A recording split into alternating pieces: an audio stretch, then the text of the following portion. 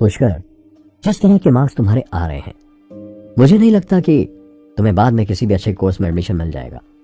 इसलिए मैं चाहती हूं कि तुम म्यूजिक में कुछ हासिल कर लो ताकि तुम्हारा फ्यूचर सेफ हो जाए।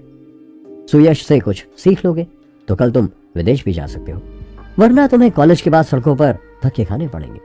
और देखना, तब तक उर्वी की लाइफ सेट हो जाएगी और तुम बेरोजगारों की तरह उसका मुंह देखते रहोगे। सुरभि आंटी ने पुष्कर को एक कोने में खींचा और उसे समझाते हुए कहा। उर्वी दूर नहीं थी। उसने तुरंत शिकायत करते हुए कहा, माँ बस इससे इसी की बात करो, मुझे उसके साथ मत जोड़ो। पुष्कर ने शांति से कहा, आंटी आपको मेरी पढ़ाई के बारे में चिंता करने की जरूरत नहीं है। मैं निश्चित रूप से किसी अच्छे कोर्स में एडमिशन ले लूंगा। मैंने कुछ प्लानिंग कर ली है और वैसे भी मुझे इस देश से बाहर जाने का कोई शौक नहीं है। ऐसा नहीं है कि मुझे तुम पर विश्वास नहीं है, लेकिन क्या तुम कर पाओगे? सुरभि पुष्कर को और भी समझाना चाहती थी, लेकिन तभी एक टीचर वहां आ गया और उन्हें किसी दूसरे मामले को सुलझाने के लिए बाहर ले गए। सुरभि आंटी के जाते ही उर्वी पुष्कर के सामने आई और हाथ बांधकर खड़ी हो गई और फिर उसने कहा, अगर तुम यहां से अपना डिप्लोमा लेने के बाद विदेश नहीं जाना चाहते हो तो क्या तुम वास्तव में यहीं रहकर गैंगस्टर बनना चाहते हो?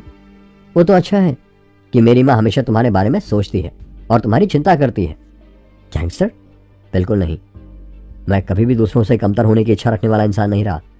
मैंने सिर्फ इतना कहा था कि मैं एक अच्छी यूनिवर्सिटी के बेस्ट कोर्स में एडमिशन ले लूंगा। पुष्कर ने शांति से कहा। उर्वी ने उसे घूर कर देखा। क्या तुम अभी मुझसे झूठ बोल रहे हो? मैंने इसे अपनी आंखों से देखा है। मैं तुम्हें चेतावनी दे रही हूं, अगर तुम आगे भी उन लोगों के साथ बातचीत करते हो तो मेरे पास मत आना और मेरी माँ के पास भी नहीं। साफ शब्दों में कहूं तो हमारे परिवार से तुम्हारा कोई नाता नहीं रह जाएगा। अपनी बात खत्म करने के बाद उर्वी अपने दोस्तों के साथ चली गई। पुष्कर ने उर्वी को जाते हुए देखा और सिर पर हाथ मारकर घूम गया। उसने कुछ नहीं कहा। इसी समय बाहर मंच पर मौजूद मेजबान ने अचानक जोर से कहा, अगला कार्यक्रम निश्चित रूप से वह होगा जिसका सभी को इंतजार था। आज की हमारी मेहमान है मिहिका महेंद्रू। इससे पहले कि मिहिका मंच पर आई, नीचे से तालियों की गड़गड़ाहट गूंजने लगी। Oh my God, what a beauty! ये लड़की नहीं, परी है, परी। हाँ, ये लड़की सुंदरी नहीं बल्कि पढ़ाई में भी बहुत अच्छी है। सच में ये ब्यूटी विद ब्रेन है। नीचे बैठे सभी स्टूडेंट्स मिहिका की तारीफ करते हुए थक नहीं रहे थे। आमतौर पर मिहिका कहीं दिखाई नहीं देती और ना ही उसके बहुत सारे दोस्त हैं। मुझे उम्मीद नहीं थी कि वो इस फंक्शन में दिखाई देगी। चलो जल्दी से हम उसकी फोटो ले लेते हैं। कुछ लड़के मिहिका की फोटो लेने लगे। सभी लोग मिहिका के बारे में ही चर्चा कर रहे थे। यहां तक कि मिहिका का नाम स्टेज से अनाउंस होते ही स्टेज के पीछे खड़े लोग भी तेजी से ऑडिटोरियम में आगे की ओर भागने लगे। मिहिका भी हल्के कदमों से आगे बढ़ते हुए स्टेज पर आ रही थी। एक पल के लिए सभी ने चुपचाप उसकी ओर देखा, जैसे कोई आवाज ही ना हो।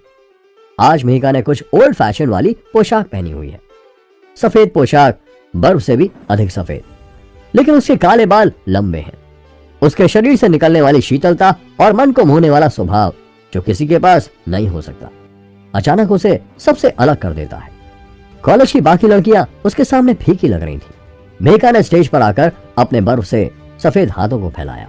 वह अपनी खूबसूरत गर्दन ऊपर उठाती थी तो उसकी बर्फ सी सफेद गर्दन, जट के पत्थर जैसी चमक वाली हड्डियां और बर्फ की मांसपेशियां साफ दिखती थी, जो बेहद खूबसूरत थी। और लोगों की बात तो छोड़ो, उसे देखने के लिए पुष्कर का मन भी ललचा रहा था। ऐसी सुंदरता तो सचमुच करोड़ों में एक है। पुष्कर मन ही मन बुदबुदाया। मिहिका ने कहा, मैंने आज के लिए जो गाना चुना है वो मेरा अपना है, प्लीज ध्यान से सुनिएगा। जैसे ही मिहिका बोली, मंच पर रोशनी कम हो गई और एक स्पॉटलाइट उस पर पड़ी। उसकी उंगलियों ने धीरे से गिटार के तार छेड़ दिए और फिर ये बजने लगा और फिर सभी को अपने बीच से साफ झरने की धारा बहती हुई महसूस हुई और सभी ने मिहिका के गाने का भरपूर आनंद उठाया। एक म्यूजिक टीचर ने कहा, ओह गॉड, इस लड़की की आवाज तो सीधा दिल में उतरती है। सुयश ने पहले तो जरा ध्यान नहीं दिया, लेकिन उस टीचर की आवाज सुनते ही उसकी आंखें चमक उठी। ओह रियली, मुझे एक एक्सीलेंट सिंगर मिल गई है। इस लड़की का नाम क्या है? मुझे उसे विदेश ले जाना चाहिए और उसे अपने म्यूजिक टीचर से मिलवाना चाहिए। समय आने पर वह विदेश में अपना नाम कर लेगी। केवल विदेश ही उसके लिए सही जगह है। मंगल और उसके साथ के दोस्तों ने सुयश की ओर घूर कर देखा। सुयश कई बड़े नामों को जानता है, ऐसा लगता है कि मेहका सचमुच इस बार विदेश में पढ़ाई करने जा रही है। हाँ, हालांकि महेंद्र परिवार काफी शक्तिशाली है, लेकिन वे अलग हैं। अगर मेहका एक प्रतिष्ठित स्कूल में पढ़ने के लिए विदेश जा सकती है और अगर सुयश को उसे मिलवाया जाता है तो मुझे लगता है कि वह जल्दी ही अपना नाम बना लेगी। क्या मेहका भी स्टार नहीं बनना चाहती? वो तो इतनी सुंदर है कि विदेश से लौटने के बाद एक एक्ट्रेस भी बन सकती है। मंगल और उसके दोस्त मेहका और सुयश के बारे में ही बात कर रहे थे। गाना खत्म होने के बाद हॉल तालियों की गड़गड़ाहट से गूंज उठा। बहुत से लोग खड़े होकर चिल्लाने लगे। पुष्कर ने अपना सिर हिलाया। पुष्कर का ध्यान मेहका की सुंदरता पर ना होकर उसके हाथ में लिए हुए इक्विपमेंट पर था। वो गिटार ना होकर कुछ और ही था। मेहका खड़ी हुई, हल्के से झुकी और अपने उस म्यूजिकल इक्विपमेंट को अपनी बाहों में लेकर बैक स्टेज चली गई। सुयश उसके पास आया और कहा, हेलो, मेरा नाम सुयश है। मैं विदेश में कई जाने माने म्यूजिशियंस को जानता हूं और मैं कई रिकॉर्ड कंपनियों को भी जानता हूं। अगर तुम चाहो तो मेरे साथ विदेश में संगीत सीखने के लिए चल सकती हो। उर्वी और अन्य लोग भी जलन के साथ आगे बढ़े। वो सभी ये देखना चाहते थे कि मेहका सुयश की बात का क्या जवाब देगी। मेहका ने धीरे से अपना सिर हिलाया और कहा, कोई जरूरत नहीं, मुझे केवल शास्त्रीय संगीत पसंद है। मैंने संगीत नहीं बजा सकती। क्या तुम अपने टैलेंट को बर्बाद करना चाहती हो? शास्त्रीय संगीत में गिरावट आ गई है। यदि तुम इस देश में रहोगी तो यह बर्बादी होगी। इस देश में संगीत की हालत बिल्कुल बेकार है। मुझे लगता है कि आपको मुझसे पश्चिमी संगीत सीखना चाहिए। सुयश परेशान सा हो गया था। वो मेहका जैसी टैलेंटेड लड़की को खोना नहीं चाहता था। मेहका ने कहा, मैं विदेश नहीं जाऊंगी। आपके ऑफर के लिए धन्यवाद। यहाँ कई अच्छे टैलेंटेड स्टूडेंट्स हैं, आप उन्हें चुन सकते हैं। सुयश इतना क्रोधित था कि वह लगभग पागल हो गया था। तुम समझती क्यों नहीं? मैं इतने समय बाद यहाँ वापस आया हूं और मैंने पाया है कि तुम बहुत ज्यादा टैलेंटेड हो। क्या मुझे उन्हें चुनना चाहिए, उसे या उसके जैसा बेकार? सुयश ने कई लोगों की ओर उंगली करते हुए इशारा किया। सुयश ने पुष्कर पर भी गुस्से में उंगली उठाई। पुष्कर ने धीरे से कहा, अपनी उंगली मेरी साइड मत करो। मैं भी तुम्हारे साथ नहीं जाना चाहता, फिर भी तुम बार बार लोगों को फोर्स कर रहे हो। बेशर्मी की हद है। हाँ। पुष्कर, सुयश सीनियर है और वो मेहका के संगीत के बारे में बात कर रहे हैं। यदि तुम नहीं समझते हो तो बीच में मत बोलो। रचिता को पुष्कर पसंद नहीं था। उसने जल्दी से उसे टोकते हुए कहा। वह रेसिंग ट्रैक वाली घटना के कारण पुष्कर से बहुत नाराज थी। मंगल ने भी हंसते हुए कहा, मेघा के मामले का तुमसे क्या लेना देना है? यदि वह सुयश की बात नहीं मान रही है तो फिर उसे तुम्हारी क्यों माननी चाहिए? तभी उर्वी ने कहा, ठीक है, बात करना बंद करो। पुष्कर, तुम भी बात करना बंद करो। वैसे तुम्हें पहले बात करने की तमीज सीखनी चाहिए। अचानक सभी ने पुष्कर पर हमला कर दिया था। सुयश ने उपहास किया, यह खुद को समझता क्या है? अगर वह घुटने टेक कर भी मुझसे विनती करता है तो भी मैं उसे विदेश नहीं ले जा सकता। क्या आपको लगता है कि कोई ऐरा गैरा भी मुझसे संगीत सीख सकता है?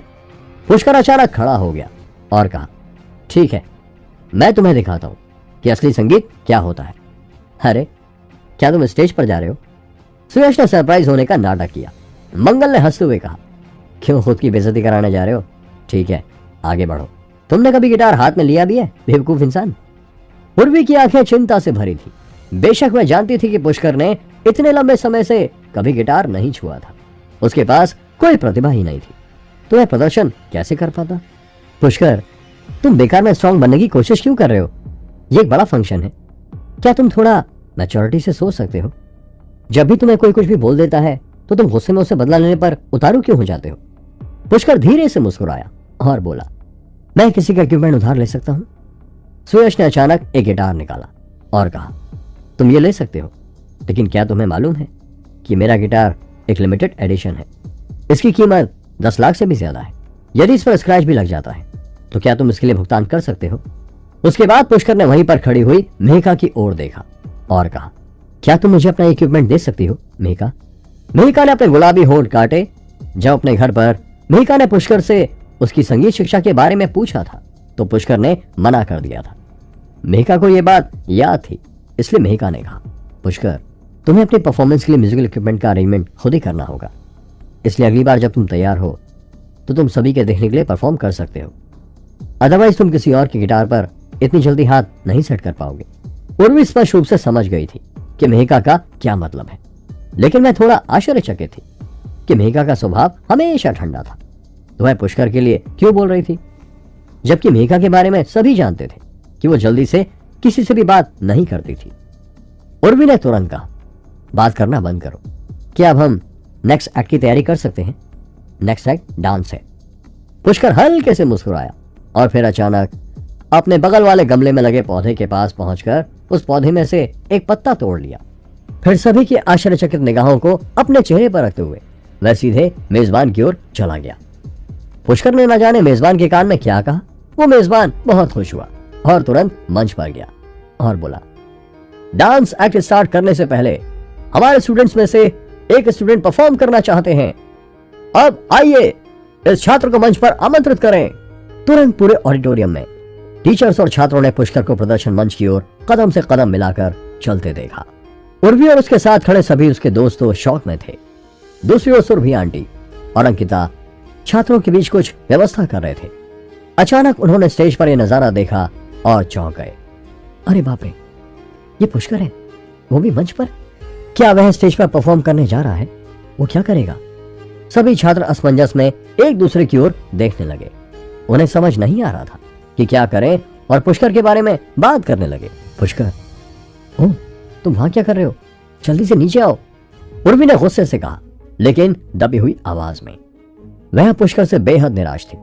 हालांकि पुष्कर में पहले कोई संगीत की प्रतिभा नहीं थी, लेकिन पहले फिर भी वह एक अच्छा लड़का था। सचमुच वह कब इतना जिद्दी हो गया उसे पता ही नहीं चला। अगर तुम ऊपर जाकर कुछ ना कर पाए तो तुम्हारे लिए इससे बड़ी बेइज्जती कुछ नहीं होगी, उर्वी ने थोड़ी तेज आवाज में कहा। क्या पुष्कर गाना गा पाएगा? क्या सुयश पुष्कर को विदेश जाने के लिए मना लेगा? जानने के लिए सुनते रहिए ये एक्साइटिंग कहानी सिर्फ पॉकेट एफएम पर। उर्वी, क्या तुम अभी भी इस बेवकूफ लड़के में रुचि रखती हो? उसने जानबूझकर रेसिंग ट्रैक पर हमारे साथ गड़बड़ की है और मैंने अभी तक उसे कुछ नहीं कहा है। अब उसे सबक सिखाना बेहतर है ताकि वो तुम्हारे लिए और अधिक परेशानी ना पैदा करे, रचिता ने उर्वी से कहा। यह सुनने के बाद उर्वी को अपनी आंखों में झिझक की चमक महसूस हुई। सुयश ने मुस्कुराते हुए कहा, मुझे वास्तव में इस बार यहां नहीं आना चाहिए था। आजकल के स्टूडेंट्स में कोई गुण ही नहीं है, बस यूं ही। वह पार्टी में खलल डालने के लिए स्टेज पर चढ़ गया। अरे देखते हैं वह खुद को कैसे मूर्ख साबित करता है। इस समय सुरभि और अंकिता जल्दी से बैक स्टेज पर पहुंच गईं। क्या चल रहा है? ये पुष्कर स्टेज पर क्यों चढ़ गया है? सुरभि ने मेहिका से आकर पूछा। मुझे नहीं पता, उसने कहा कि वह परफॉर्म करना चाहता है, इसलिए उसे परफॉर्म करने दें। शायद वह वास्तव में कुछ परफॉर्म कर सकता है। मेहिका को अचानक पुष्कर से थोड़ी सी उम्मीद जगी। बाकी टीचर और छात्र जो सच्चाई नहीं जानते थे, उन्होंने सोचा कि मेजबान ने जानबूझकर इसकी व्यवस्था की थी, इसलिए कोई भी बीच में नहीं आया। इस समय स्टेज पर एक खूबसूरत महिला मेजबान खड़ी थी। उसने पुष्कर से पूछा, बताओ तुम क्या परफॉर्म करना चाहते हो? पुष्कर ने कहा, मैं एक म्यूजिक बजाना चाहता हूं। ओह, लेकिन तुम्हारे पास तो कोई इक्विपमेंट भी नहीं है। वो प्यारी सी लड़की पुष्कर को देख रही थी। म्यूजिक बजाने के लिए आपके पास कम से कम एक गिटार तो होना चाहिए, है ना? पुष्कर ने अपने हाथ में एक हरा पत्ता दिखाया और शांति से कहा, मेरा गिटार ये पत्ता है और अब आप माइक्रोफोन पकड़ने में मेरी मदद करें। क्या? वो लड़की चौंक गई थी। ये पत्ती? ये सुनते ही हर कोई दंग रह गया और कई लोग तो जोर जोर से हंसने भी लगे। क्या चुटकुला टाइप आदमी है? बस एक पत्ता। क्या है लड़का क्रॉस टॉक करने जा रहा है? उर्वी और नहीं देख पा रही थी, लेकिन सुयश ने अपना मुंह ढक लिया और हंसा। इसी समय अचानक स्टेज से एक आवाज आई। ये बहुत ही अजीब आवाज थी, मानो एक प्रकार की बांसुरी या सीटी जैसी आवाज। पहले तो ऐसे लगा कि यह झिलमिलाहट है, लेकिन जब ध्यान से सुना तो ऐसा लगा जैसे हवा विरल बांसों से होकर गुजर रही है या जंगली हंस ठंडे तालाब को पार कर रहे हैं। भले ही ऐसी आवाज को पहली बार सुना हो, पर ऑडिटोरियम में बैठे सभी लोग इस आवाज की सनसनाहट को महसूस कर सकते थे। इस समय हर कोई चुप हो गया और स्टेज पर पुष्कर को एकटक घूरता रहा। उर्वी की उत्सुकता से बाहें अचानक ढीली हो गई और उसने धीरे से अपना गुलाबी मुंह खोला, जैसे कि उसने स्टेज पर खड़े पुष्कर को नहीं पहचाना हो।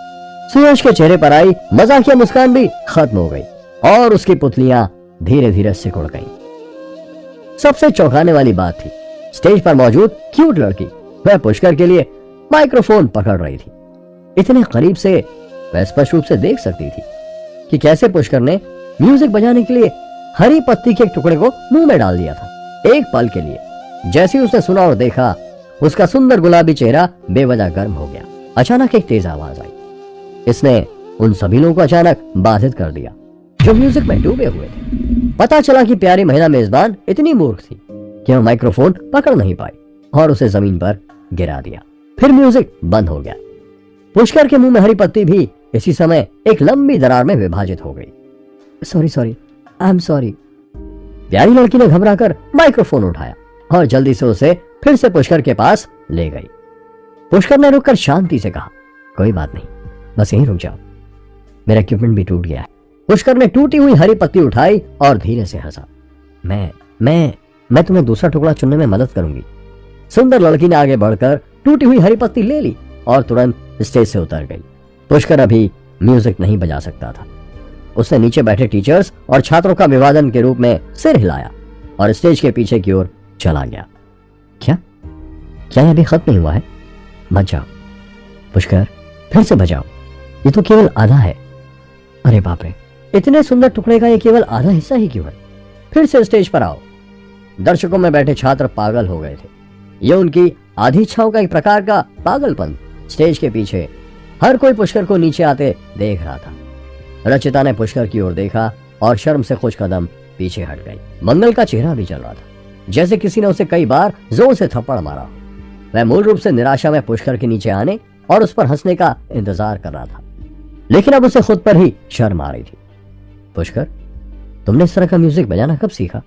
उर्वी ने हकलाते हुए पुष्कर से कहा। उसकी मानो तो पुष्कर एक बेकार लड़का था जो जीवन में कुछ भी नहीं कर सकता था, फिर वो इतना अच्छा म्यूजिक कैसे बजा सकता था? पुष्कर ने शांति से कहा, मैं हमेशा से जानता था। क्या तुम पहले से ही ऐसा म्यूजिक बजा सकते हो? उर्वी का नाजुक शरीर कांपने लगा। उसका चेहरा बेहद खूबसूरत हो गया और उसने ना जाने क्या सोचकर अपना सिर नीचे कर लिया। पुष्कर के लिए सुरभि और अंकिता बहुत खुश थे।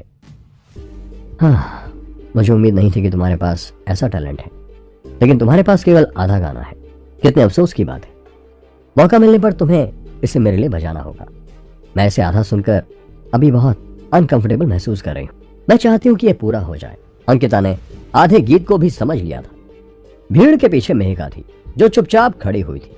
उसने पुष्कर को अजीब आंखों से देखा। यह स्पष्ट था कि वह अभी भी उस परी जैसे म्यूजिक में डूबी हुई थी। उसने अनगिनत शास्त्रीय म्यूजिक सुने हैं, लेकिन उनमें से कोई भी पुष्कर की धुन जितना अच्छा नहीं रहा। नहीं, यह सिर्फ सुनने में अच्छा नहीं है, ये एक तरह का जुनून है जो लोगों को अंदर तक महसूस कराता है। मुझे म्यूजिक का यह टुकड़ा अवश्य सीखना चाहिए। मेघा की ठंडी आंखें गर्मी से चमक उठी। रास्ते से हट जाओ। इस समय सुयश चिल्लाया और अपना महंगा गिटार पकड़कर पुष्कर की ओर दौड़ा। आप क्या करने जा रहे हैं? आपने पुष्कर की म्यूजिक प्रतिभा की खोज की है और उसके टीचर बनना चाहते हैं, है ना? सुरभि ने सुयश को रोका। वास्तव में उम्मीद थी कि सुयश सहमत हो जाएगा। सुयश लगभग रो रहा था। मैं कौन होता हूं उसे अपना स्टूडेंट बनाने वाला? ये लड़का तो मुझसे कहीं ज्यादा टैलेंटेड है। मैं तो खुद उसका स्टूडेंट बनना चाहता हूं। सुयश ने अपने 10 लाख से अधिक के गिटार को एक बार में ही कई टुकड़ों में तोड़ दिया और फिर जोर से चिल्लाया, पुष्कर, प्लीज मुझे अपने स्टूडेंट के रूप में स्वीकार करें। मैं वास्तव में ईमानदार हूं। मुझे ये $1 मिलियन का गिटार नहीं चाहिए। मैं अभी बहुत अहंकारी था। प्लीज मुझे अपने स्टूडेंट के रूप में एक्सेप्ट कर लो। मैं बहुत मेहनत से आपसे म्यूजिक सीखूंगा। पुष्कर ने उसकी ओर देखा और शांति से कहा, म्यूजिक के लिए स्पेशल टैलेंट की आवश्यकता होती और आपके पास ये नहीं है। सुयश तुरंत जमीन पर गिर गया। उसके दिल में बहुत चोट लगी और वह लगभग फर्श पर लेट गया था। पुष्कर के गाने के आधे हिस्से ने पुष्कर को अचानक ही ध्यान का केंद्र बना दिया था, लेकिन पुष्कर को अचानक अपने दिल में ठंडक महसूस हुई। उसे कुछ आभास हो रहा था। उसने ऑडिटोरियम के चारों ओर नजर डाली और फिर उसने गहरी आवाज में कहा, अंकिता मैडम, मुझे अभी कुछ करना है, मैं वापस जा रहा हूं। क्या तुम डांस एक्ट नहीं देखोगे? हर कोई हैरान था। पुष्कर को ऑडिटोरियम से बाहर निकलते हुए सब देख रहे थे। वह सुंदर लड़की जो मेजबान थी तभी पत्तियों का एक बैच उठाकर आई, लेकिन उसने देखा कि पुष्कर उसके पास से ही निकल गया।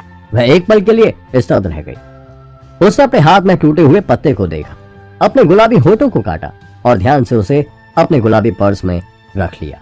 पुष्कर ऑडिटोरियम से बाहर निकला और चारों ओर देखा। बाहर सड़क पर कोई नहीं था, लेकिन खतरे का एहसास अब भी उसके दिल में बना हुआ था।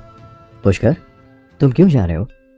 अचानक उर्वी बाहर निकल कर आई और ऑडिटोरियम के बाहर सीढ़ियों पर खड़ी होकर पुष्कर के ऊपर चिल्लाई। पुष्कर थोड़ा बेचैन था, कोई खतरनाक व्यक्ति उसे घूर रहा होगा, इसलिए वह जल्दी से बाहर आ गया था। लेकिन उर्वी भी उसके पीछे आ गई थी। मुझे अभी कुछ करना है, जल्दी वापस जाओ। पुष्कर नहीं चाहता था कि उर्वी उसका पीछा करे।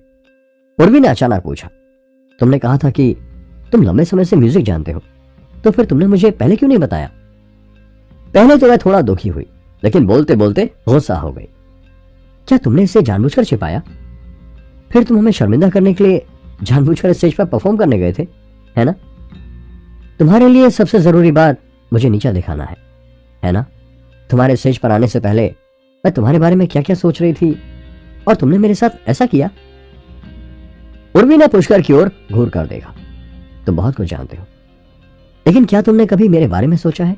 तुम कभी भी दूसरे लोगों की फीलिंग्स की रिस्पेक्ट नहीं करते हो, है ना? अब रचिता और मेरे बाकी दोस्त सोचते हैं कि मुझे पहले से पता था, और वे सोचते हैं कि मैंने तुम्हारे बारे में उनसे झूठ बोला है। अब तुम फिर से बाहर भाग रहे हो। फंक्शन अभी आधा अधूरा है। तुम ये मत सोचो ये बहुत अच्छा है कि तुम कुछ म्यूजिक बजाकर यहां से ऐसे भाग जाओगे। उर्वी, पुष्कर अचानक जोर से चिल्लाया और ठंडे स्वर में कहा, तुम मुझसे ऐसे क्यों बात कर रही हो? तुम जानती नहीं हो कि मैं कौन हूं? मैं नश्वर हूं और तुम मेरे बारे में कोई भी निर्णय नहीं ले सकती हो। पुष्कर की आंखें अचानक ही लाल हो गई थी और उसकी आवाज भारी हो गई थी। पुष्कर चला गया और उसकी बात सुनकर उर्वी इतनी डर गई थी कि उसका चेहरा पीला पड़ गया था। पुष्कर ने मुड़कर उसके सुंदर चेहरे को देखा और गंभीरता से कहा, तुम्हारा मुझ पर जो भी रह गया है वह मुझे तुम्हें वापस नहीं देना होगा, और तुम भी मुझसे ऐसा कुछ भी मत मांगो जो मैं तुम्हें नहीं दे सकता। अब से हमारे रास्ते अलग हैं। इतना कहने के बाद वह गुस्से से पलटा और सीधे अंधेरे में गायब हो गया। उर्वी स्तब्ध होकर सीढ़ियों पर रुकी रही। जब तक पुष्कर पूरी तरह से गायब नहीं हो गया तब तक उसे एहसास नहीं हुआ कि वह क्या कर रही थी, और उससे अपने दांत पीस लिए। मैं बहुत ही परेशान और बेइज्जत महसूस कर रही थी। पुष्कर, मैं हमेशा तुम्हारे बारे में सोचती हूँ और ये सब तुम्हारी भलाई के लिए करती हूँ। तुम बदल गए हो और ऐसे लड़के बन गए हो जिसे मैं नहीं पहचानती। You shouted on me today means you are changed now. You are gangster now. मुझे लगता है कि हम दोनों डिफरेंट वर्ल्ड के लोग हैं, इसलिए अब जब भी तुम्हारा दिल दुखे तो मेरे पास मत आना। उर्वी ने अपनी मुट्ठियां भींच ली। पुष्कर, जो हमेशा कायर और बेवकूफ था, उसने आज उर्वी को खरी खोटी सुना दी थी। तभी कुछ लड़कियां सामने से आईं और उर्वी से बोली, उर्वी, वो टैलेंटेड म्यूजिशियन कहाँ है? तुमने कहा था कि वह तुम्हारी सभी बातें मानता है और अगर तुम उसे वापस आने के लिए कहोगी तो वह जरूर वापस आ जाएगा। क्या तुमने उसे देखा? क्या ये म्यूजिक टैलेंट होता है? क्या पता वो सिर्फ लिप सिंकिंग कर रहा हो। कितनी शर्म की बात है। उर्वी ने ठिठुरते हुए कहा और मुड़कर अंदर चली गई।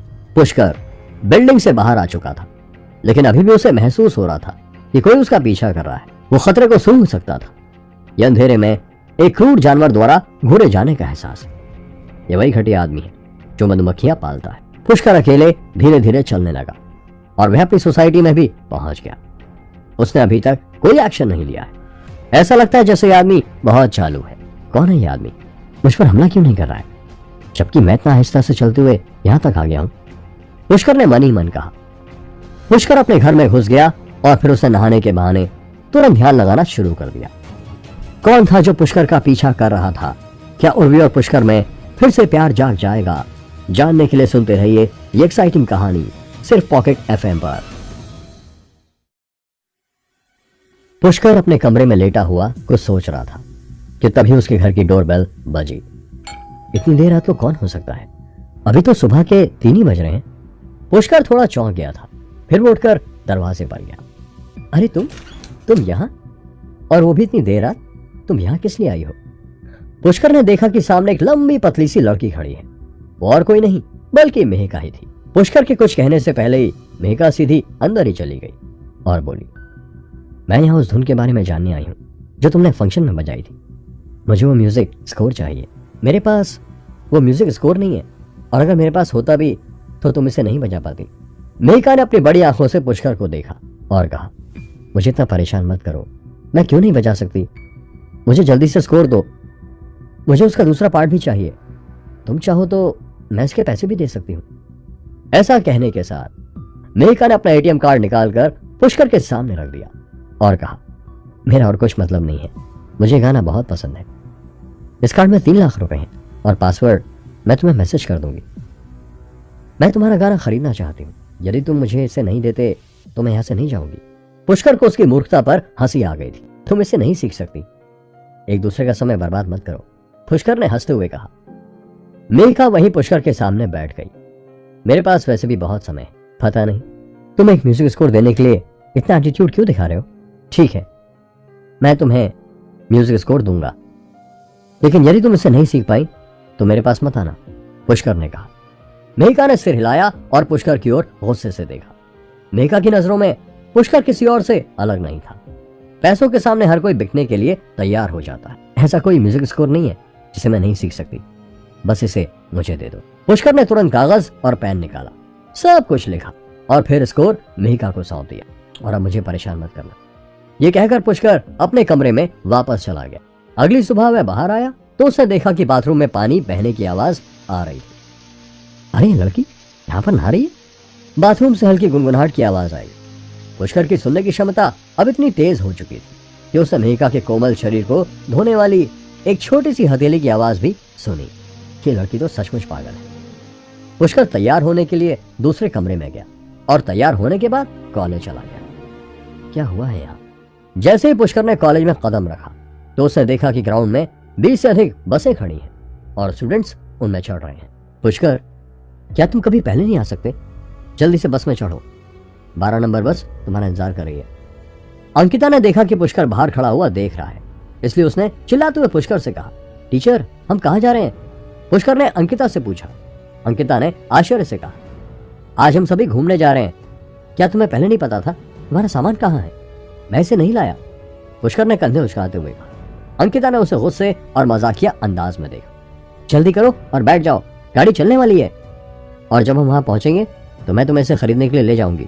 सभी स्टूडेंट्स अंकिता को यह कहते हुए सुन रहे थे और उस पर हंस भी रहे थे। पुष्कर एक खाली सीट पर बैठ गया।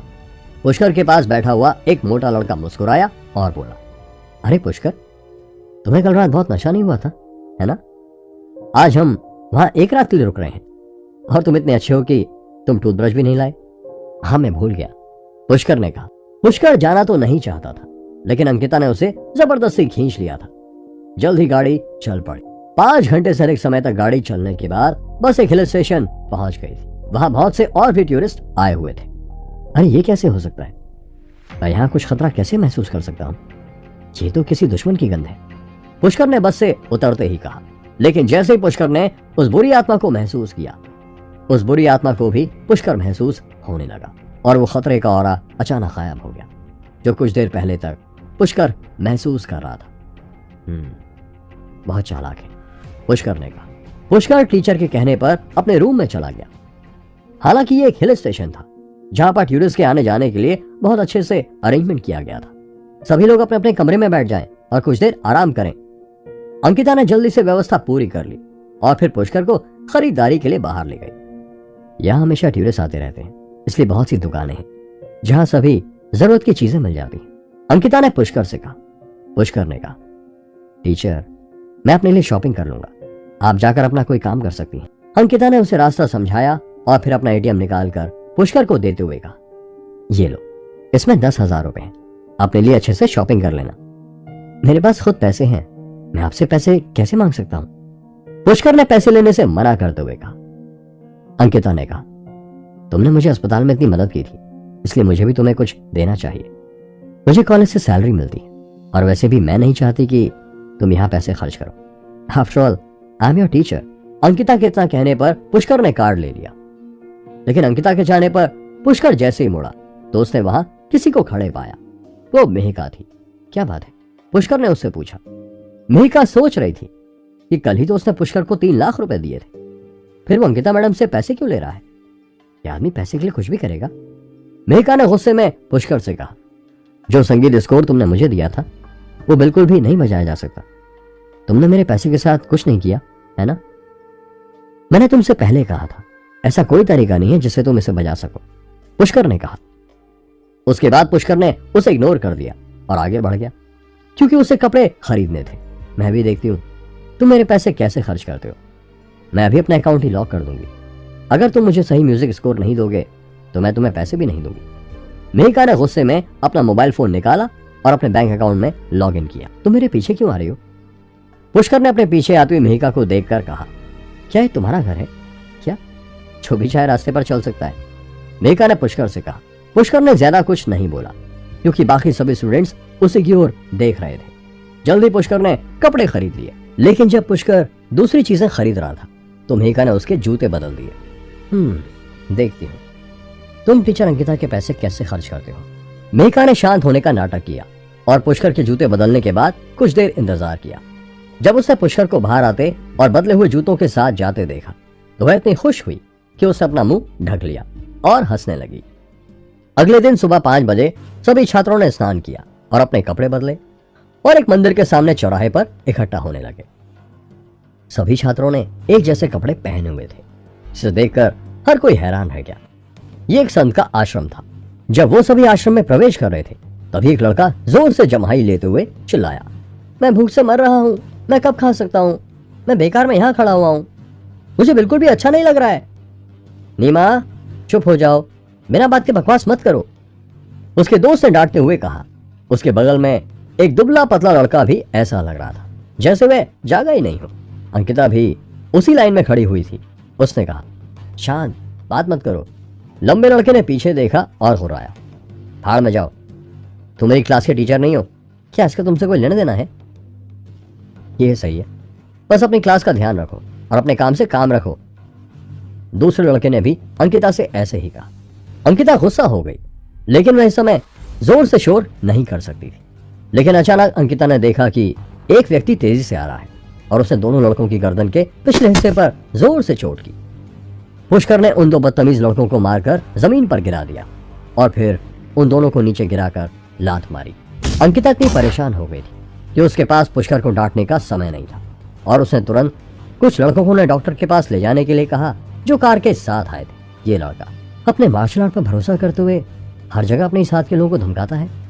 बाकी के बच्चे पुष्कर को देखकर ऐसी बातें करने लगे थे। आश्रम में दर्शन करने के बाद मेहिका ने देखा कि पुष्कर पहाड़ी से नीचे की ओर जा रहा है। यह लड़का दोबारा कौन सा बुरा काम करने जा रहा है? मेहिका थोड़ी चौंकी, उसने अपने दांत पीस लिए और तेजी से पीछा किया। पुष्कर के हाथ में रानी मधुमक्खी इस समय और अधिक संवेदनशील हो गई थी। मैं जानता था कि वो बुरा इंसान जो इन मधुमक्खियों को पालता है वो जरूर इस समय आसपास होगा। कौन? पुष्कर ने अचानक ही पीछे मुड़कर देखा और उसने पाया कि मेहिका उसका पीछा कर रही। धत तेरी, इससे पहले मैं केवल अपने हाथ पर रानी मधुमक्खी के बदलावों पर ध्यान दे रहा था और मुझे यह भी नहीं पता था कि मेहिका मुझसे बहुत पीछे नहीं है। पुष्कर ने मेहिका को देखकर सोचा, तुम यहां पर क्या कर रही हो? पुष्कर ने मेहिका से पूछा। मेहिका इस समय थोड़ी डरी हुई थी क्योंकि उसने पाया कि वह खो गई थी। पहले ये बताओ तुम यहाँ क्या कर रहे हो? पुष्कर ने जल्दी से कहा, मुझे कुछ जरूरी काम है, जल्दी वापस जाओ। मैं अकेले कैसे वापस जा सकती हूँ? अगर सांप मिल गया तो क्या होगा? मेहिका को हमेशा लगता था कि वह उन चीजों से घिरी हुई है जो उसे डराती है। उसके पीछे इतने सारे पहाड़ी रास्ते थे कि उसे समझ नहीं आ रहा था कि वापस किस रास्ते जाए। इसी समय सामने से जोर जोर से कुछ हिलने की आवाज आई। पुष्कर का दिल कांप उठा और वह एक कदम आगे बढ़ गया। पुष्कर ने एक पेड़ को लात मारी। उसने केवल 2 क्लिक सुनी और फिर पूरा पेड़ गिर गया। जल्दी बाहर आओ, पुष्कर जोर से चिल्लाया। कुछ दूरी पर पेड़ों के पीछे से एक आदमी नजर आने लगा था। वह दुबला पतला था लेकिन उसकी आंखें बेहद तेज थी। उसकी आवाज आई, लड़के, तूने मेरा बड़ा प्रोजेक्ट बर्बाद कर दिया। आज तेरी मौत का दिन है। तुम किसी को मारना भी चाहते हो परंतु फिर भी मुझे जंगल में ले जाना चाहते हो, मतलब बड़े खतरनाक हो तुम, पुष्कर ने कहा। जैसे ही पुष्कर ने कहा उसने अपने शरीर को झटका दिया और उस आदमी पर झपट पड़ा। उस आदमी को उम्मीद नहीं थी कि पुष्कर इतना मजबूत होगा। उसकी पुतलियां सिकुड़ गईं और वह तुरंत भागने लगा। उसके पीछे मेहिका भी अचंभित होकर गिरे हुए पेड़ को देख रही थी। अचानक उसने घने जंगल को देखा। वह डर के मारे चिल्लाई। फिर उसने सामने की ओर देखा और फिर अपने पीछे की सड़क की ओर देखा। अंत में उसने अपने दांत पीस लिए और उस दिशा में दौड़ने लगी जहां पुष्कर भाग रहा था। पुष्कर ने दूर तक उस आदमी का पीछा किया और कुछ ही देर में पुष्कर ने उस आदमी को जोर से लात मारकर जमीन पर गिरा दिया। उस आदमी के मुंह से काला खून बाहर निकल आया। उसकी आंखों में भयंकर डर दिखा। तुम चाहते हो कि मैं मर जाऊं, लेकिन मुझे मारना इतना आसान नहीं है। क्या पुष्कर उस आदमी को मार देगा आखिर कौन था वो आदमी, जानने के लिए सुनते रहिए ये एक्साइटिंग कहानी सिर्फ पॉकेट एफएम पर। उस घटिया आदमी ने लाल रंग में रंगी हुई हड्डी का एक टुकड़ा निकाल लिया और वो चुपचाप कुछ बड़बड़ाया और तभी अचानक से ठंडी हवा का झोंका आया। यह उसकी एक छोटी सी चाल थी। पुष्कर हवा में उछल गया और उस घटिया आदमी के सिर पर पैर रख दिया। उस आदमी के शरीर से जैसे खून की नदी बह गई और पुष्कर की आंखों में एक चमक सी दिखी। वो दोनों बुरी तरह एक दूसरे पर टूट पड़े थे, जिससे पहाड़ टूटने लगे। पुष्कर ने उसे मुक्का मारकर नीचे गिरा दिया। उसकी मुट्ठी से सफेद कीलें बाहर निकलने लगी। सिर्फ एक धमाका हुआ और उस आदमी की मजबूत हड्डियां पल भर में टूट गईं। इसके बाद ही पुष्कर की मुट्ठी की शक्ति नहीं रुकी। उसने सीधा उस आदमी के सिर पर हमला कर दिया। वो आदमी पुष्कर का हमला सहन नहीं कर पा रहा था। पुष्कर ने उसे इतनी जोर से मारा कि उसका सर फट गया। पुष्कर ने फिर से छलांग लगाई और वो आदमी 7-8 फुट दूर जाकर गिरा। ऐसा लगता है कि जादुई हथियार के बिना तुम कुछ नहीं हो, पुष्कर ने कहा। पुष्कर ने उस आदमी की लाश को देखा और अपना सीधा हाथ हिलाया। पुष्कर को यह एहसास हो चुका था कि अभी अभी मुक्के से उसके हाथ की हड्डी टूट चुकी है। इसके अलावा उस आदमी के खून की धार ने पुष्कर के पैरों में जलन पैदा कर दी। पुष्कर पीछे पलटा और उसे उस आदमी के शरीर से तांबे के सिक्के मिले। पुष्कर ने उन्हें हटाकर दूर कर दिया। इसके बाद पुष्कर को उस आदमी की पीठ पर एक मधुमक्खी का टैटू बना मिला। यह किसी गिरोह की ओर इशारा कर रहा था। पुष्कर बहुत ही गहरे पहाड़ों के बीच में था, जहां पर डिटॉक्स करने के लिए जड़ी बूटियों की कमी नहीं थी। वो जड़ी बूटियों को ढूंढकर उन्हें मिलाकर इस छोटे से रक्त धुंध से जहर निकाल सकता था। जब तक पुष्कर डिटॉक्स करता 4 बज चुके थे। वहां पर मोबाइल का कोई सिग्नल नहीं था। उसे शाम तक कैंप वापस पहुंचना था। टीचर्स और बाकी के लोग इस समय परेशान होंगे। रोना धोना हो सकता है क्योंकि मेहका भी अब तक वापस कैंप नहीं पहुंची होगी। पुष्कर तुरंत उसे ढूंढने के लिए मेन रोड पर आ गया। पुष्कर को अचानक मेहका का ख्याल आया था। अब तक मेहका के आंसू सूख चुके थे। वो पुष्कर को फॉलो करना चाहती थी, पर वो फिसल गई थी और गिर गई थी। वो बहुत ही नाजुक लड़की थी। उसके पैर में मोच आने से उसे बहुत दर्द हो रहा था। मेहका के अंदर खड़े होने की ताकत भी नहीं थी। वहां पर मोबाइल का सिग्नल भी नहीं था। वो सिर्फ पुष्कर को बार बार बुला रही थी। पुष्कर प्लीज आ जाओ, मुझे बहुत डर लग रहा है। मेहका की आवाज भी धीमी पड़ती जा रही थी। इतनी देर तक बुलाने के बावजूद भी पुष्कर ने कोई जवाब नहीं दिया। मेहका लगातार पुष्कर को आवाजें लगा रही थी। तभी कुछ जानवर उसकी तरफ दौड़कर उसे डराने लगे। मेहका इस पल डर गई। उसका चेहरा पीला पड़ गया और वो लगभग बेहोश हो गई। मैं यहाँ नहीं मर सकती, क्या यहाँ कोई है? प्लीज मुझे बचाओ। मेहका डरी हुई थी। उसे भूख भी लग रही थी। उसने कल रात को अच्छे से खाना नहीं खाया था। उसे लगा था कि वो कल तक पहुंच जाएगी और इस सबसे बाहर निकल जाएगी। उसे अब तक भूख का एहसास नहीं हुआ था। मेहका भूख से लगभग बेहोश होने वाली थी। मेहका परेशान हालत में पुष्कर को आवाज लगा रही थी। मेहका ने कहा, पुष्कर तुम कहाँ हो? क्या तुम्हें मेरी आवाज सुनाई दे रही है? मेहका और भी डर गई जब उसने देखा कि सूरज डूबने वाला है, रात होने वाली है। रात होने पर वो वहां अकेले कैसे रह सकती थी? उसे मौत का डर सता रहा था। मेहका ने कहा, अगर मुझे पहले पता होता तो मैं पुष्कर की बात सुन लेती और अकेली वापस चली जाती। जब मेहका बहुत डरी हुई थी तभी अचानक से एक जानी पहचानी आवाज उसे सुनाई दी। मेहका को एक उम्मीद सी दिखी। मेहका के चेहरे पर हल्की सी खुशी दिखाई देती। पुष्कर ने कहा, क्या मैंने तुम्हें वापस जाने के लिए नहीं कहा था? मेहका पहले तो चौंक गई। उसका नाजुक शरीर कांपने लगा। तभी उसने पुष्कर को ऊपर खड़ा देखा। मेहका को भी नहीं पता चला कि वो अचानक से क्यों रोने लगी। यह बेहद भावुक पल था। मेहका ने चिल्लाते हुए कहा, पुष्कर तुम मर जाओ, यू स्काउंड्रल, कहां थे तुम? उसने पुष्कर को अपने सामने से आते हुए देखा। मेहका ने तुरंत एक पेड़ की लकड़ी को उठाया जिसका इस्तेमाल उसने खुद को बचाने के लिए किया था। उसने पुष्कर के हाथ पर वार कर दिया जिससे पुष्कर के हाथ में चोट आ गई। मेहका गुस्से में बोलती जा रही थी, मैं तुम्हें पीट पीट कर मार डालूंगी, नहीं छोड़ूंगी तुम्हें। तुमने मुझे अकेला छोड़ दिया, तुम्हें मेरा जरा भी ख्याल नहीं आया। How can you be so mean? Pushkar को दर्द हुआ और उसने जोर से कहा, ठीक है, अगर तुम मुझे दोबारा मारोगी तो मैं तुम्हें छोड़कर चला जाऊंगा। मेहका ने तुरंत अपने आप को रोका। उसकी आंखों में शिकायत के आंसू थे, लेकिन उसने पुष्कर को तिरछी नजर से देखा। मेहका ने रोते रोते सिसकियां भरते हुए कहा, तुम मुझे अकेला छोड़कर चले गए और अब मुझे मौत से डरा रहे हो। अगर मैंने तुम्हें 2 बार मारा तो क्या हो गया? तुम जानते हो मैं कितना डर गई थी। पुष्कर ने कहा, शांत हो जाओ, पहले मैं तुम्हारी मदद करूंगा और हम जल्दी यहां से बाहर निकलेंगे। अचानक ही मेहिका आगे बढ़ी और पुष्कर के गले से लग गई। उसका पूरा शरीर पुष्कर को छू रहा था। पुष्कर को मेहिका के शरीर की खुशबू आ रही थी।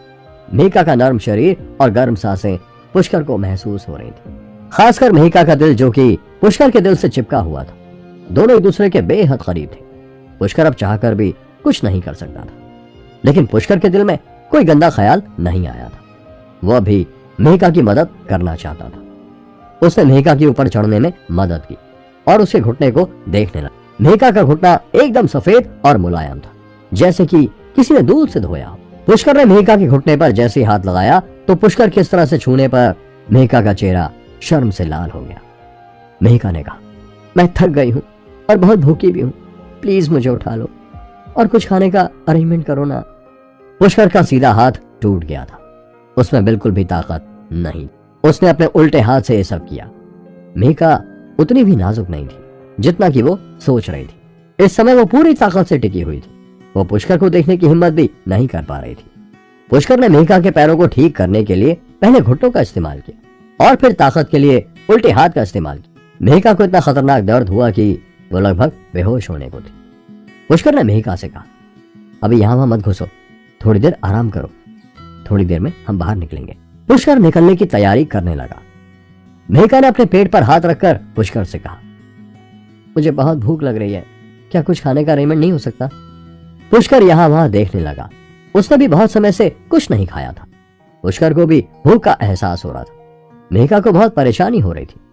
पुष्कर ने कहा, रुको मैं कुछ ढूंढ कर लाता हूं। मेहिका ने कहा, मैं भी तुम्हारे साथ जाऊंगी। पुष्कर ने कहा, बैठो, हिलना मत, मैं पास में ही हूं। पुष्कर कुछ खाने का इंतजाम करने के लिए जंगल की तरफ चला गया। मेहिका बहुत दुखी थी।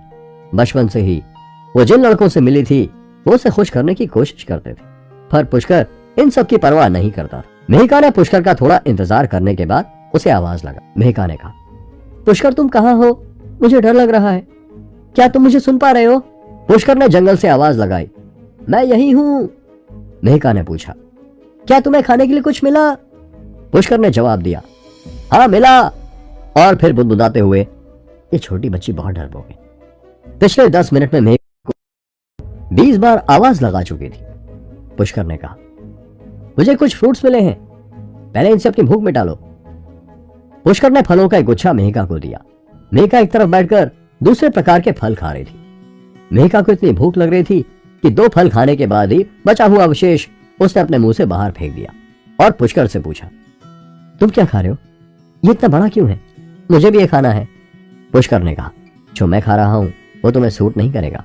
पुष्कर छोटे साइज के और मीठे सेब खा रहा था, जबकि मेहिका छोटी छोटी और खट्टी चेरी खा रही थी। मेहिका ने कहा, मुझे एक दो ना। पुष्कर ने कहा, तुम अपना खाओ, जल्दी से खत्म करो, फिर यहां से निकलेंगे। पुष्कर ने अपना सिर हिलाया और एक बार में अपना फ्रूट खत्म किया। मेहिका ने अपने गुलाबी होठ काटे और बाकी फलों को जमीन पर फेंक दिया। मेहिका को वो फल जरा भी पसंद नहीं आए।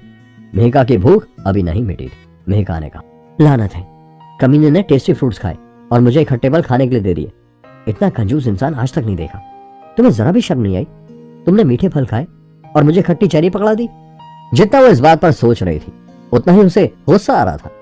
मेहिका सोच रही थी कि दादाजी तो कह रहे थे कि बहुत अच्छा लड़का है, इसकी बहुत तारीफ कर रहे थे, वो हर वक्त इसकी तारीफ करते थे, लेकिन दादाजी ने इसका ये रूप नहीं देखा होगा। उसने अपनी ये शिक्षा धोखाधड़ी से हासिल की होगी और मार्शल आर्ट का यूज अपने दोस्तों को बुली करने के लिए करता है। अब जब मैं मुसीबत में हूं तो उसे बस अपनी परवाह है। तभी पुष्कर ने कहा, अब जब तुम्हें भूख नहीं है तो चलो चलते हैं। मेहिका ने जमीन पर बिखरे हुए फलों की ओर एक नजर डाली, अपना थूक निगला और जिद्दी भाव से खड़ी हो। जैसे ही वो खड़ी हुई वो चल नहीं पा रही थी, उसे दर्द हो रहा था। मेहिका के मुंह से आह की आवाज निकली। पुष्कर ने मेहिका को दर्द भरी हालत में देखा तो उससे रहा नहीं गया। पुष्कर ने कहा, चलो मैं तुम्हें उठाकर ले चलता हूं। मेहिका ने गुस्से में कहा, मुझे तुम्हारी जरूरत नहीं है, मैं खुद चलकर जा सकती हूँ, अभी मुझ में जान बाकी है। पुष्कर ने मेहिका को देखा और कहा, अगर तुम अपने दम पर यहां से निकलना चाहती हो तो हमें आज की रात इन्हीं पहाड़ों में बितानी पड़ेगी, इससे हमारा बहुत समय बर्बाद हो जाएगा और मैं आज की रात इस घने जंगल और ऊंची पहाड़ियों में नहीं बिता सकता। पुष्कर ने आज रात यहां से निकलने का इरादा बना लिया था। मेहिका के पास और कोई चॉइस नहीं थी। वो पुष्कर की पीठ पर चढ़ गई जैसे ही मेहिका खड़ी हुई वो दर्द से चिल्लाई। मेहिका को शर्म और गुस्सा दोनों आ रहा था। ये कैसे हो सकता है कि ये मुझे सिर्फ एक हाथ से संभाल रहा है? पुष्कर ने कहा, मेरे सीधे हाथ में चोट आई है, मुझे दर्द हो रहा है। मेहिका ने कहा, चोट लगी है? अगर तुम्हें चोट लगी है तो तुम्हें मुझे संभालने की जरूरत नहीं है। मेहिका ने उसके दाएं हाथ की ओर एक नजर डाली पर उसे कोई निशान नहीं दिखाई दिया। मेहिका ने कहा, यहां तो खून की एक बूंद भी नहीं है, तो तुम्हें चोट कहां लगी है? पुष्कर के पास और कोई रास्ता नहीं था। पुष्कर ने मेहिका को दोनों हाथों से टाइट पकड़ा और कहा, जैसे तुम्हारे फोन में सिग्नल आए तो कैंप में कॉल कर लेना। मेहिका ने कहा, क्या ये बात भी मुझे तुमसे सीखनी पड़ेगी? मैं सब जानती हूँ, मुझे मत सिखाओ। मेहिका ने पुष्कर को घूर कर देखा। उसे ऐसा महसूस हो रहा था कि पुष्कर हल्के झुके कदमों से चल रहा था, क्योंकि पहाड़ी रास्तों के बीच तेजी से नहीं चला जा सकता। मेहिका ने कहा, मैंने तुम्हारे जैसे बुरे आदमी को अच्छा बनने का मौका दिया, अब तुम्हें रिजल्ट का सामना करना होगा। ऐसा मौका हर किसी को नहीं मिलता। पुष्कर मेहिका जाता है। शुरुआत में मेहिका कई बार पुष्कर से बात करती थी अपनी असंतुष्टि व्यक्त करने के लिए, लेकिन थोड़ी देर बाद पुष्कर को अचानक उसके कंधे भारी महसूस हुए। मेहिका पुष्कर की पीठ पर लेट गई। पुष्कर ने आहें भरी। ये छोटी सी लड़की वास्तव में उसकी पीठ पर सो गई थी। कौन था वो आदमी जिसे पुष्कर ने मार दिया था? क्या उसका गिरोह पुष्कर की तलाश करने आएगा? जानने के लिए सुनते रहिए ये एक्साइटिंग कहानी सिर्फ पॉकेट एफएम पर। पुष्कर मेहिका को अपनी पीठ पर बैठाकर धीरे धीरे पहाड़ों के बीच में से लेकर बाहर आ रहा है। पहाड़ों के बीच का रास्ता पथरीला है। आसपास घने और लंबे पेड़ भी हैं, जहां से तेजी से नहीं चला जा सकता, इसलिए पुष्कर धीमे धीमे चल रहा है। अचानक से मेहिका के मोबाइल पर मैसेज का नोटिफिकेशन की आवाज आती है, क्योंकि मेहिका के मोबाइल में सिग्नल आ चुके थे। नोटिफिकेशन की आवाज सुनते ही दोनों के चेहरे पर एक उम्मीद दिखी। पुष्कर को पता था कि सब लोग उसका और मेहिका का बेसब्री से इंतजार कर रहे हैं। मेहिका ने कहा, सुनो, तुम्हारा मोबाइल बज रहा है, लगता है कि सिग्नल आ गया है, देखो किसका फोन है। पुष्कर ने अपने बालों को हिलाया। उसके पास अब फोन का जवाब देने के लिए हाथ नहीं थे। तभी मेहिका के मुंह से एक दर्द भरी आवाज निकलती है, आह! ऐसा लग रहा है कि उसे बहुत दर्द हो रहा है। पुष्कर सोचने लगा और उसकी ओर देखा। पुष्कर मेहिका को देखकर चौंक जाता है और चिल्लाता है, मेहिका, मेहिका, क्या हो गया तुम्हें? लेकिन मेहिका कोई जवाब नहीं देती। उसने मेहिका को देखा और जल्दी से नीचे उतारा। पुष्कर ने देखा कि मेहिका के शरीर में जहर फैल रहा है। पुष्कर ने कहा, हे भगवान, ये कैसे हो गया? तुम्हारे शरीर में जहर कैसे फैल गया? पुष्कर पास जाकर ध्यान से देखता है। वो समझ जाता है कि मेहिका के शरीर में काफी जहर फैल रहा है। पुष्कर कहता है, ओह गॉड, मुझे नहीं पता कि कैसे हो गया। अगर ये कोई जहरीला सांप हुआ या फिर किसी शैतानी ताकत ने हमला किया है तो बहुत मुसीबत हो जाएगी। पुष्कर को जहर और उसे निकालने के तरीके के बारे में ज्यादा कुछ तो नहीं पता था। पुष्कर मेहिका के बालों, होठों और नाड़ी का कालापन देखता है। पुष्कर बुदबुदाया, अगर तुरंत इसके जहर को शरीर से नहीं निकाला गया तो ये मर भी सकती है। पुष्कर यहां वहां जहर निकालने के लिए कुछ ढूंढता है और मेहिका के मुंह में एक जड़ी बूटी डाल देता है। लगातार सूरज ढल रहा है और किसी भी पल अंधेरा हो सकता है। इस पल मेहिका के मोबाइल पर फिर से किसी का कॉल आता है। पुष्कर तुरंत मोबाइल उठाता है और कॉल का जवाब देता है, तो दूसरी तरफ से एक औरत की आवाज सुनाई देती है। पुष्कर शॉर्टकट में अपनी और मेहिका की हालत के बारे में बताता है और मोबाइल को जीपीएस पर डाल देता है। उस औरत से बात करने के बाद पुष्कर फोन काट देता है और मेहिका के कपड़े उतार देता है। कुछ देर खोजने के बाद पुष्कर को मेहिका की नाभि के पास घाव मिल जाता है। पुष्कर को ज्यादा कुछ दिखाई नहीं देता है, फिर भी वो कोशिश करता है। पुष्कर मेहिका के शरीर से जहर निकालना शुरू करता है। उसके एक्सप्रेशन बदलते जाते हैं। पुष्कर को धरती पर पाए जाने वाले जहर के बारे में ज्यादा जानकारी नहीं थी, लेकिन उसे बस ये मालूम था कि जहर से कुछ मिलता जुलता है, जिसका उसे पता था। हालांकि जहर बहुत बुरा था, फिर भी उसका जल्दी से इलाज करना जरूरी था। पुष्कर ने कहा, तुम चिंता मत करो मेहिका, मैं तुम्हें बचा लूंगा। तुम चिंता मत करो, तुम जल्दी ठीक हो जाओगे। पुष्कर ये कहता जा रहा था और मेहिका की नाभि के पास हाथ की उंगलियां घुमा रहा था। पुष्कर के पास जहर निकालने के लिए ज्यादा समय नहीं था, इसलिए उसने अपनी स्पिरिचुअल एनर्जी का यूज करके इसे सीधे खत्म करने और खून में से जहर को बाहर निकालने का फैसला किया। पुष्कर अपनी सारी शक्तियों से मेघा के शरीर में फैला जहर निकालना शुरू कर देता है। उसने सीधे अपने एक हाथ को मेघा के नाभि पर रखा, जिससे उसने मेघा के खून की नसें छू ली। बात सिर्फ इतनी सी थी कि जब इस बार पुष्कर ने अपनी स्पिरिचुअल एनर्जी का उपयोग जहर निकालने के लिए किया, इस बार उसे 100% एकचित होना था। अगर वो परेशान या विचलित होता तो वो इस काम को पूरा नहीं कर सकता था।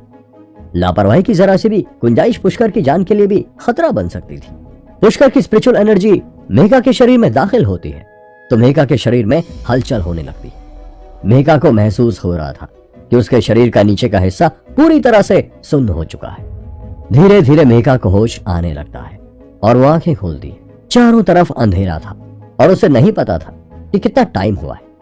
मेघा को तुरंत ये एहसास हुआ कि उसका टॉप उतारा गया है और उसके शरीर के ऊपरी हिस्से पर आखिरी का कपड़ा बचा हुआ है। मेघा ने अपने सिर में एक भिनभिनाहट की आवाज महसूस की। फिर उसने पुष्कर को अपने शरीर के सामने झुका हुआ पाया। उस वक्त पुष्कर उसका पेट दबा रहा था। मेघा के मुंह से एक जोरदार चीख निकली। आह, कमीने! मेघा चिल्लाते हुए पीछे हट गई। मेघा के झटके से पुष्कर का हाथ मेघा के पेट से नीचे की ओर फिसल गया, जिससे मेघा बहुत ही शर्मिंदगी महसूस करने लगी। तभी मेघा ने पुष्कर को दूर धकेल दिया।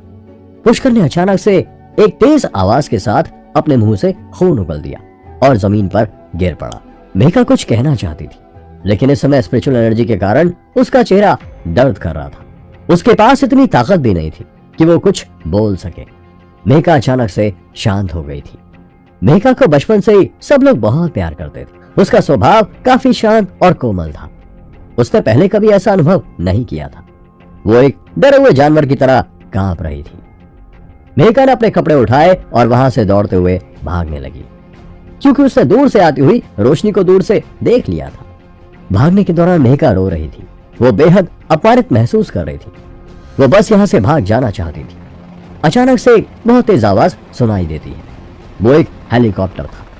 अचानक से आसमान से बहुत तेज रोशनी मेघा के शरीर पर गिरी।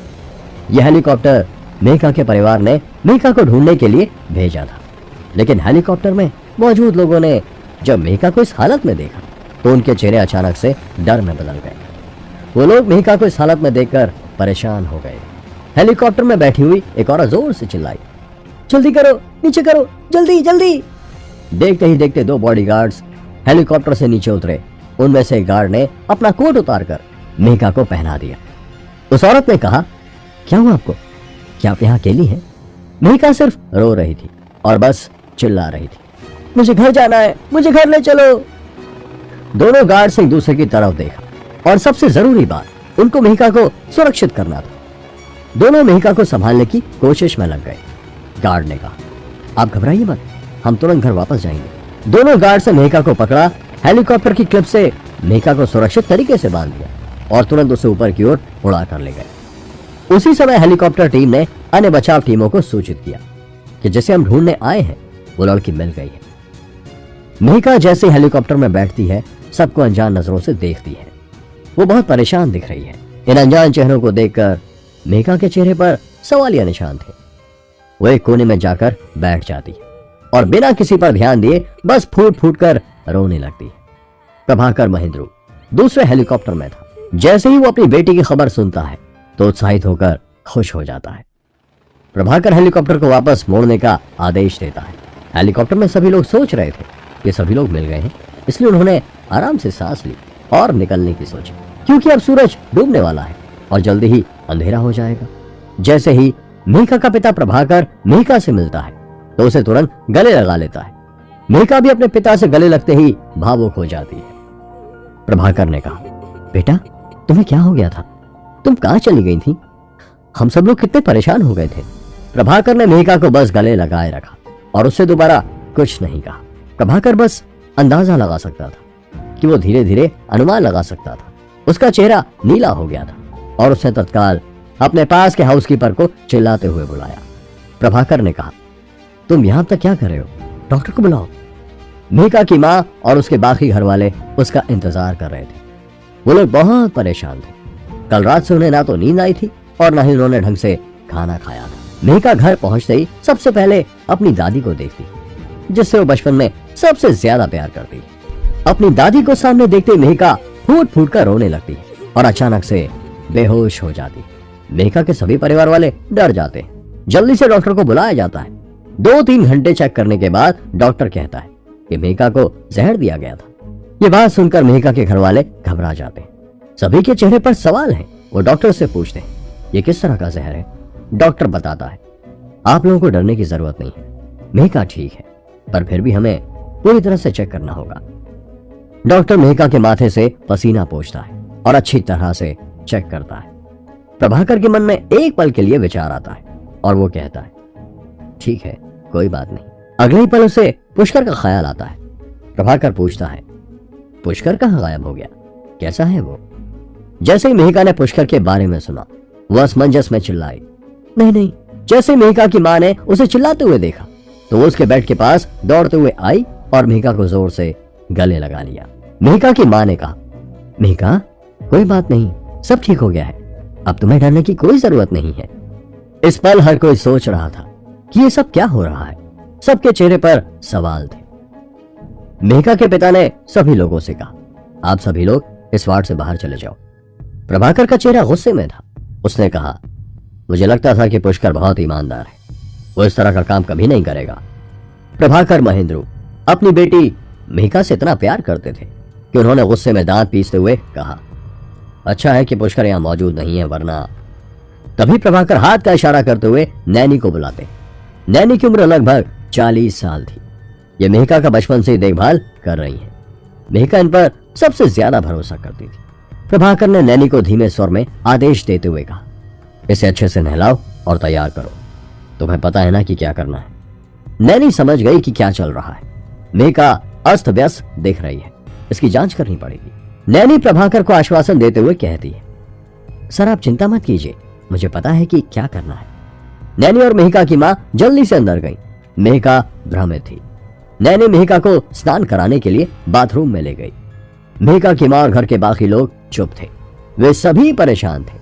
आखिर मेहिका के साथ कुछ गलत तो नहीं हुआ है। मेहिका की मां लगभग 1 घंटे के बाद बाहर आती। उसके चेहरे पर स्माइल है, उसके चेहरे पर राहत दिखाई दे रही है और वो प्रभाकर से कहती है चिंता मत कीजिए, हमारी छोटी सी बेटी बिल्कुल ठीक है, उसके साथ कुछ भी गलत नहीं हुआ है, बस इसके चेहरे और शरीर पर मिट्टी लगी हुई है, शायद वो डर रही है। ये सुनने के बाद सभी राहत की सांस लेते हैं। जब तक मेहिका का शरीर सुरक्षित है और उसके साथ कुछ गलत नहीं किया गया है तब तक वो ठीक है। 1 घंटे से भी ज्यादा बीतने के बाद मेहिका बाथरूम से बाहर आती है। इस बार वो ठीक दिखती है। मेहिका थोड़ी थोड़ी पहले जैसी दिखने लगी। मेहिका अपनी दादी को आवाज देते हुए कहती है दादी मुझे बहुत भूख लगी है, मुझे कुछ खिला दो। जब से वो आई थी उसने बस पानी पिया था। आखिरकार उसे भूख लग ही गई। दादी मेहिका के लिए स्वादिष्ट खाना लेकर आती।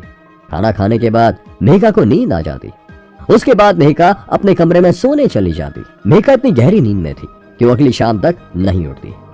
मेहिका के उठने के बाद वो देखती है कि अंकिता उसका बाहर बेसब्री और उत्सुकता से इंतजार कर रही है। क्या मेहिका अंकिता को सच्चाई बता देगी? पुष्कर कहाँ था? जानने के लिए सुनते रहिए ये एक्साइटिंग कहानी सिर्फ पॉकेट FM पर।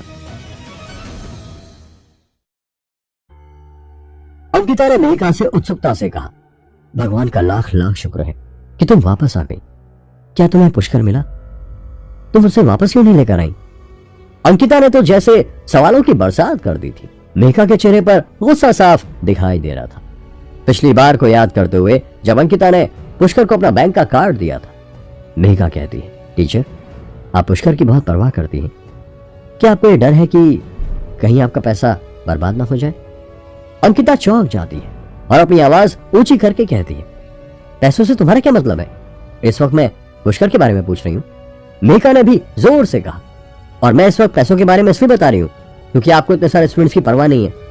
आप अभी मेरे घर पर आई हो, लेकिन मुझे लगता है कि आपके लिए बस पुष्कर इंपॉर्टेंट है। मेहिका ने अंकिता की ओर अवहेलना भरी नजरों से देखा और वो सोचने लगी अंकिता मैडम अच्छी टीचर कैसे हो सकती हैं? अगर वो किसी स्टूडेंट की दुखती नस पर हाथ रख सकती हैं, वो इतनी सुंदर है, लेकिन फिर भी वो पुष्कर जैसे लड़के के साथ रिश्ते में कैसे पड़ गई? क्या ये सिर्फ इसीलिए है क्योंकि वो मार्शल आर्ट्स का एक्सपर्ट है? अंकिता को गुस्सा तो आ रहा था, लेकिन एक टीचर होने के नाते वो शांत थी। अंकिता ने कहा, मेरे स्टूडेंट्स में से किसी एक के अचानक गायब होने पर मुझे बहुत चिंता होती है। मुझे नहीं पता तुम कौन से पैसों की बात कर रही हो। अंकिता ने आगे कहा, लेकिन जब मैं पहले अस्पताल में थी तो पुष्कर ने मेरे इलाज का बिल दिया था और मैंने उसे इसका एक हिस्सा वापस भी कर दिया था। अगर तुम्हें पुष्कर का पता है तो जल्दी से मुझे बताओ, मैं कल रात से उसका इंतजार कर रही हूं।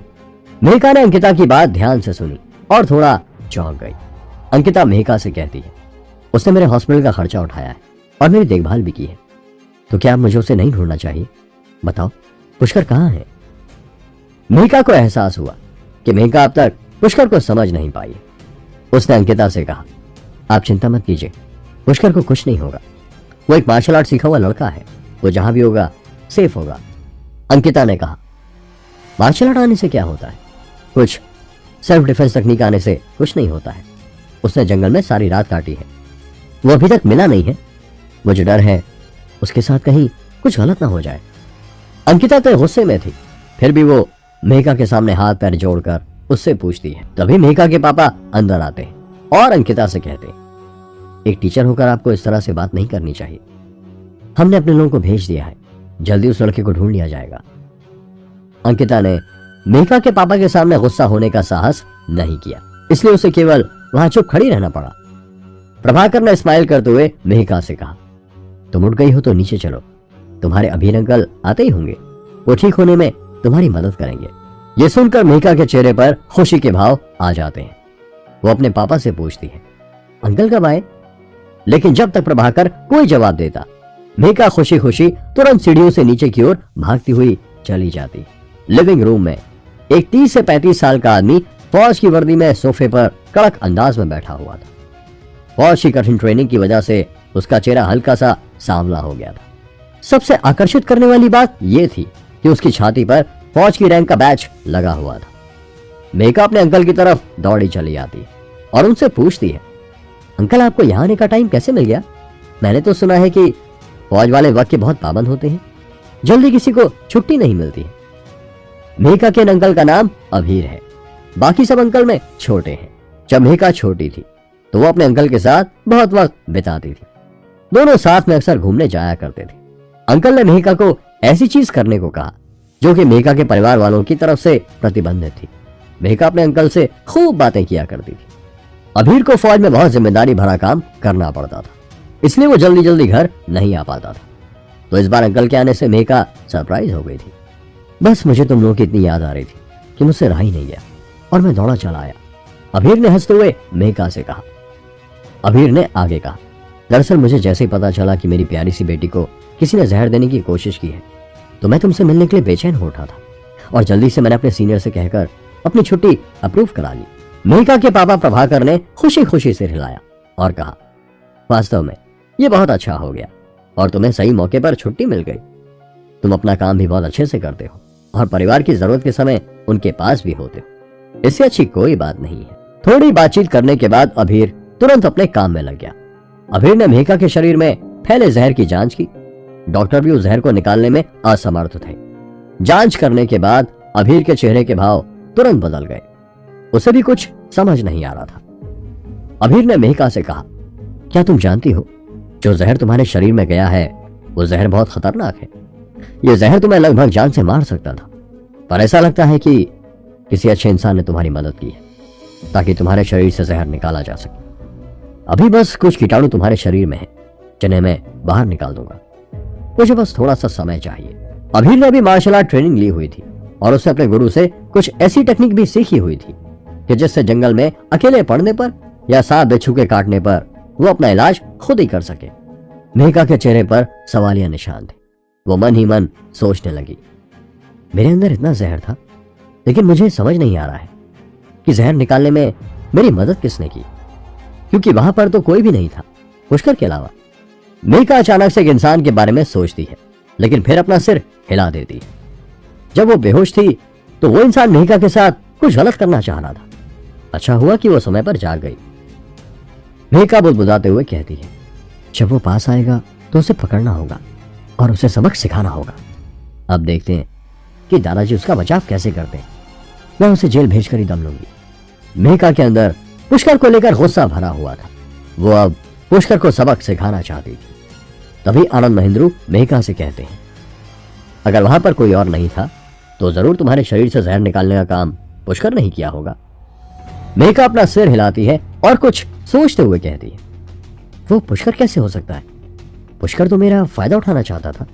तभी अभीर कहता है, अगर पुष्कर पैर से जमीन को फाड़ सकता है तो उसे एनर्जी एक्सचेंज में भी मास्टर होना चाहिए, लेकिन मुझे लगता है इसके लिए उसकी उम्र काफी कम है। अभीर ने आगे कहा, तुम्हारा जहर बाद में नहीं निकल पाता, लेकिन उस समय जागने पर जिसे तुमने देखा वो वही इंसान था जिसने जहर निकालने में तुम्हारी मदद की। ठीक है, बैठ जाओ और अपनी नाभि दिखाओ। अभीर मेहका की नाभि देखने लगता है। मेहका बार बार जंगल में अपने जागने के दृश्य के बारे में सोचने लगती है।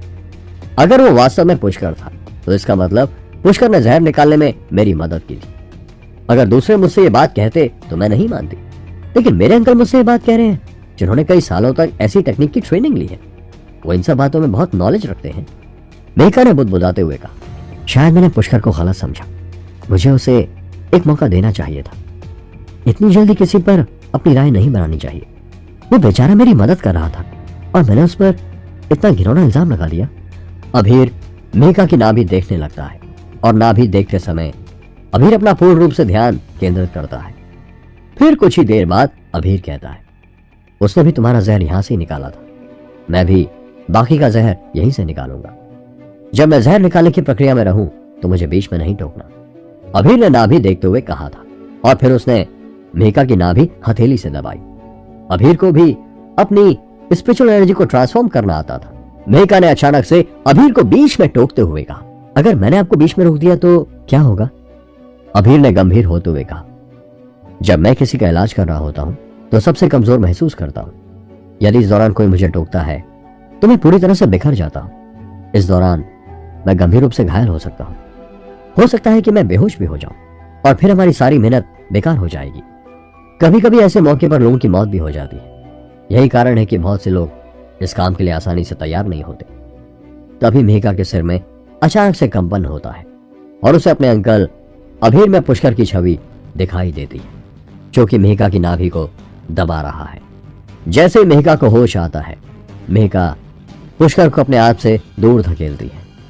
ऐसा लग रहा था मानो जैसे पुष्कर को खून की उल्टी हो रही हो। पुष्कर वहीं गिर जाता है और बेहोश हो जाता है। मेहका के शरीर में कंपन होने लगता है। उसका चेहरा पीला पड़ जाता है। मेहका ने अपने अंकल की ओर देखा और फुसफुसाते हुए कहा, पापा, पुष्कर क्या वो वास्तव में मुझे बचा रहा था और मेरे शरीर से जहर निकाल रहा था? क्या उस समय वही वहां पर मौजूद था और वो भी मेरी नाभि ऐसी दबा रहा था? प्रभाकर ने कुछ देर सोचने के बाद कहा, मेरे पास तुम्हें बताने का समय नहीं था। हम सब तुम्हें इसीलिए ढूंढ पा रहे थे क्योंकि पुष्कर ने मोबाइल फोन का जवाब दिया था और सैटेलाइट पोजीशन भी भेजी थी।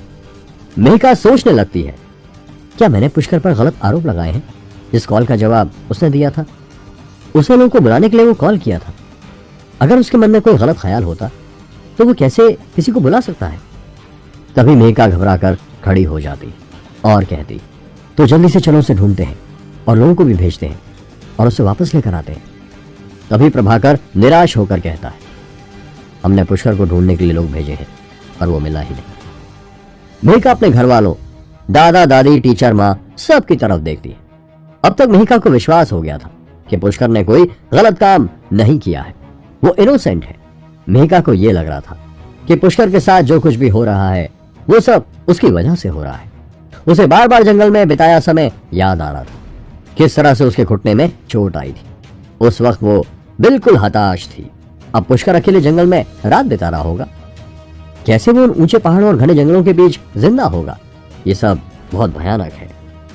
मेहका कहती है, मुझे अभी उसे ढूंढने के लिए जंगल में जाना होगा। अभीर मेहका की यह बात सुनते ही दरवाजा बंद कर देता है। प्रभाकर कहता है, अभी तुम्हारी खुद की तबीयत ठीक नहीं है, फिर वहां जाने का क्या फायदा? तुम्हें पहले खुद की तबीयत के बारे में सोचना चाहिए। सभी लोग मेहका को रोकना चाहते थे, लेकिन अंकिता पीछे चुपचाप खड़ी हुई थी क्योंकि उसे भी पुष्कर की बहुत ज्यादा चिंता सताने लगी थी। क्या मेहका जंगल में पुष्कर को ढूंढने जाएगी? क्या पुष्कर जिंदा होगा? क्या पुष्कर और मेहका मिल पाएंगे? जानने के लिए सुनते रहिए ये एक्साइटिंग कहानी सिर्फ पॉकेट FM पर। मेघा, तुम्हें पहले खुद को डिटॉक्स करने की जरूरत है, अभीर पीछे से चिल्लाया। लेकिन मेघा को इसकी परवाह नहीं थी कि उसके शरीर में जहर था या नहीं। मुझे उस समय पुष्कर को दूर नहीं धकेलना चाहिए था। मुझे पुष्कर को जंगल में अकेला नहीं छोड़ना चाहिए था। पुष्कर ने मुझे बचाया, लेकिन मैंने उसके साथ बहुत गंदा बर्ताव किया। मेघा के मन में यही ख्याल चल रहे थे। उस वक्त मैं जंगल से भाग गई थी। अगर मैं पीछे मुड़कर एक बार भी देखती, बस एक नजर, तो शायद ऐसा नहीं होता। हे भगवान, प्लीज पुष्कर की मदद करना। पुष्कर, तुम्हें कुछ नहीं होना चाहिए। मेघा मन ही मन रोने लगी थी और पुष्कर की सलामती के लिए दुआ मांग रही थी। मेघा का चेहरा पीला पड़ गया था और वह बेहद दोषी और असहज महसूस करने लगी थी। ऐसा लग रहा था कि उसका गला किसी चीज से बंद हो गया है और वह हताश होकर घर से बाहर की ओर भाग रही थी। प्रभाकर ने जैसे ही मेघा को इस तरह जाते हुए देखा तो उन्होंने सीधे 2 हेलीकॉप्टर को उसी जंगल की ओर जाने का आदेश दे दिया था। मेघा हेलीकॉप्टर में बैठ गई। वो अभी भी चिंतित दिख रही थी। उसे अभी भी वह जगह धुंधली सी याद है।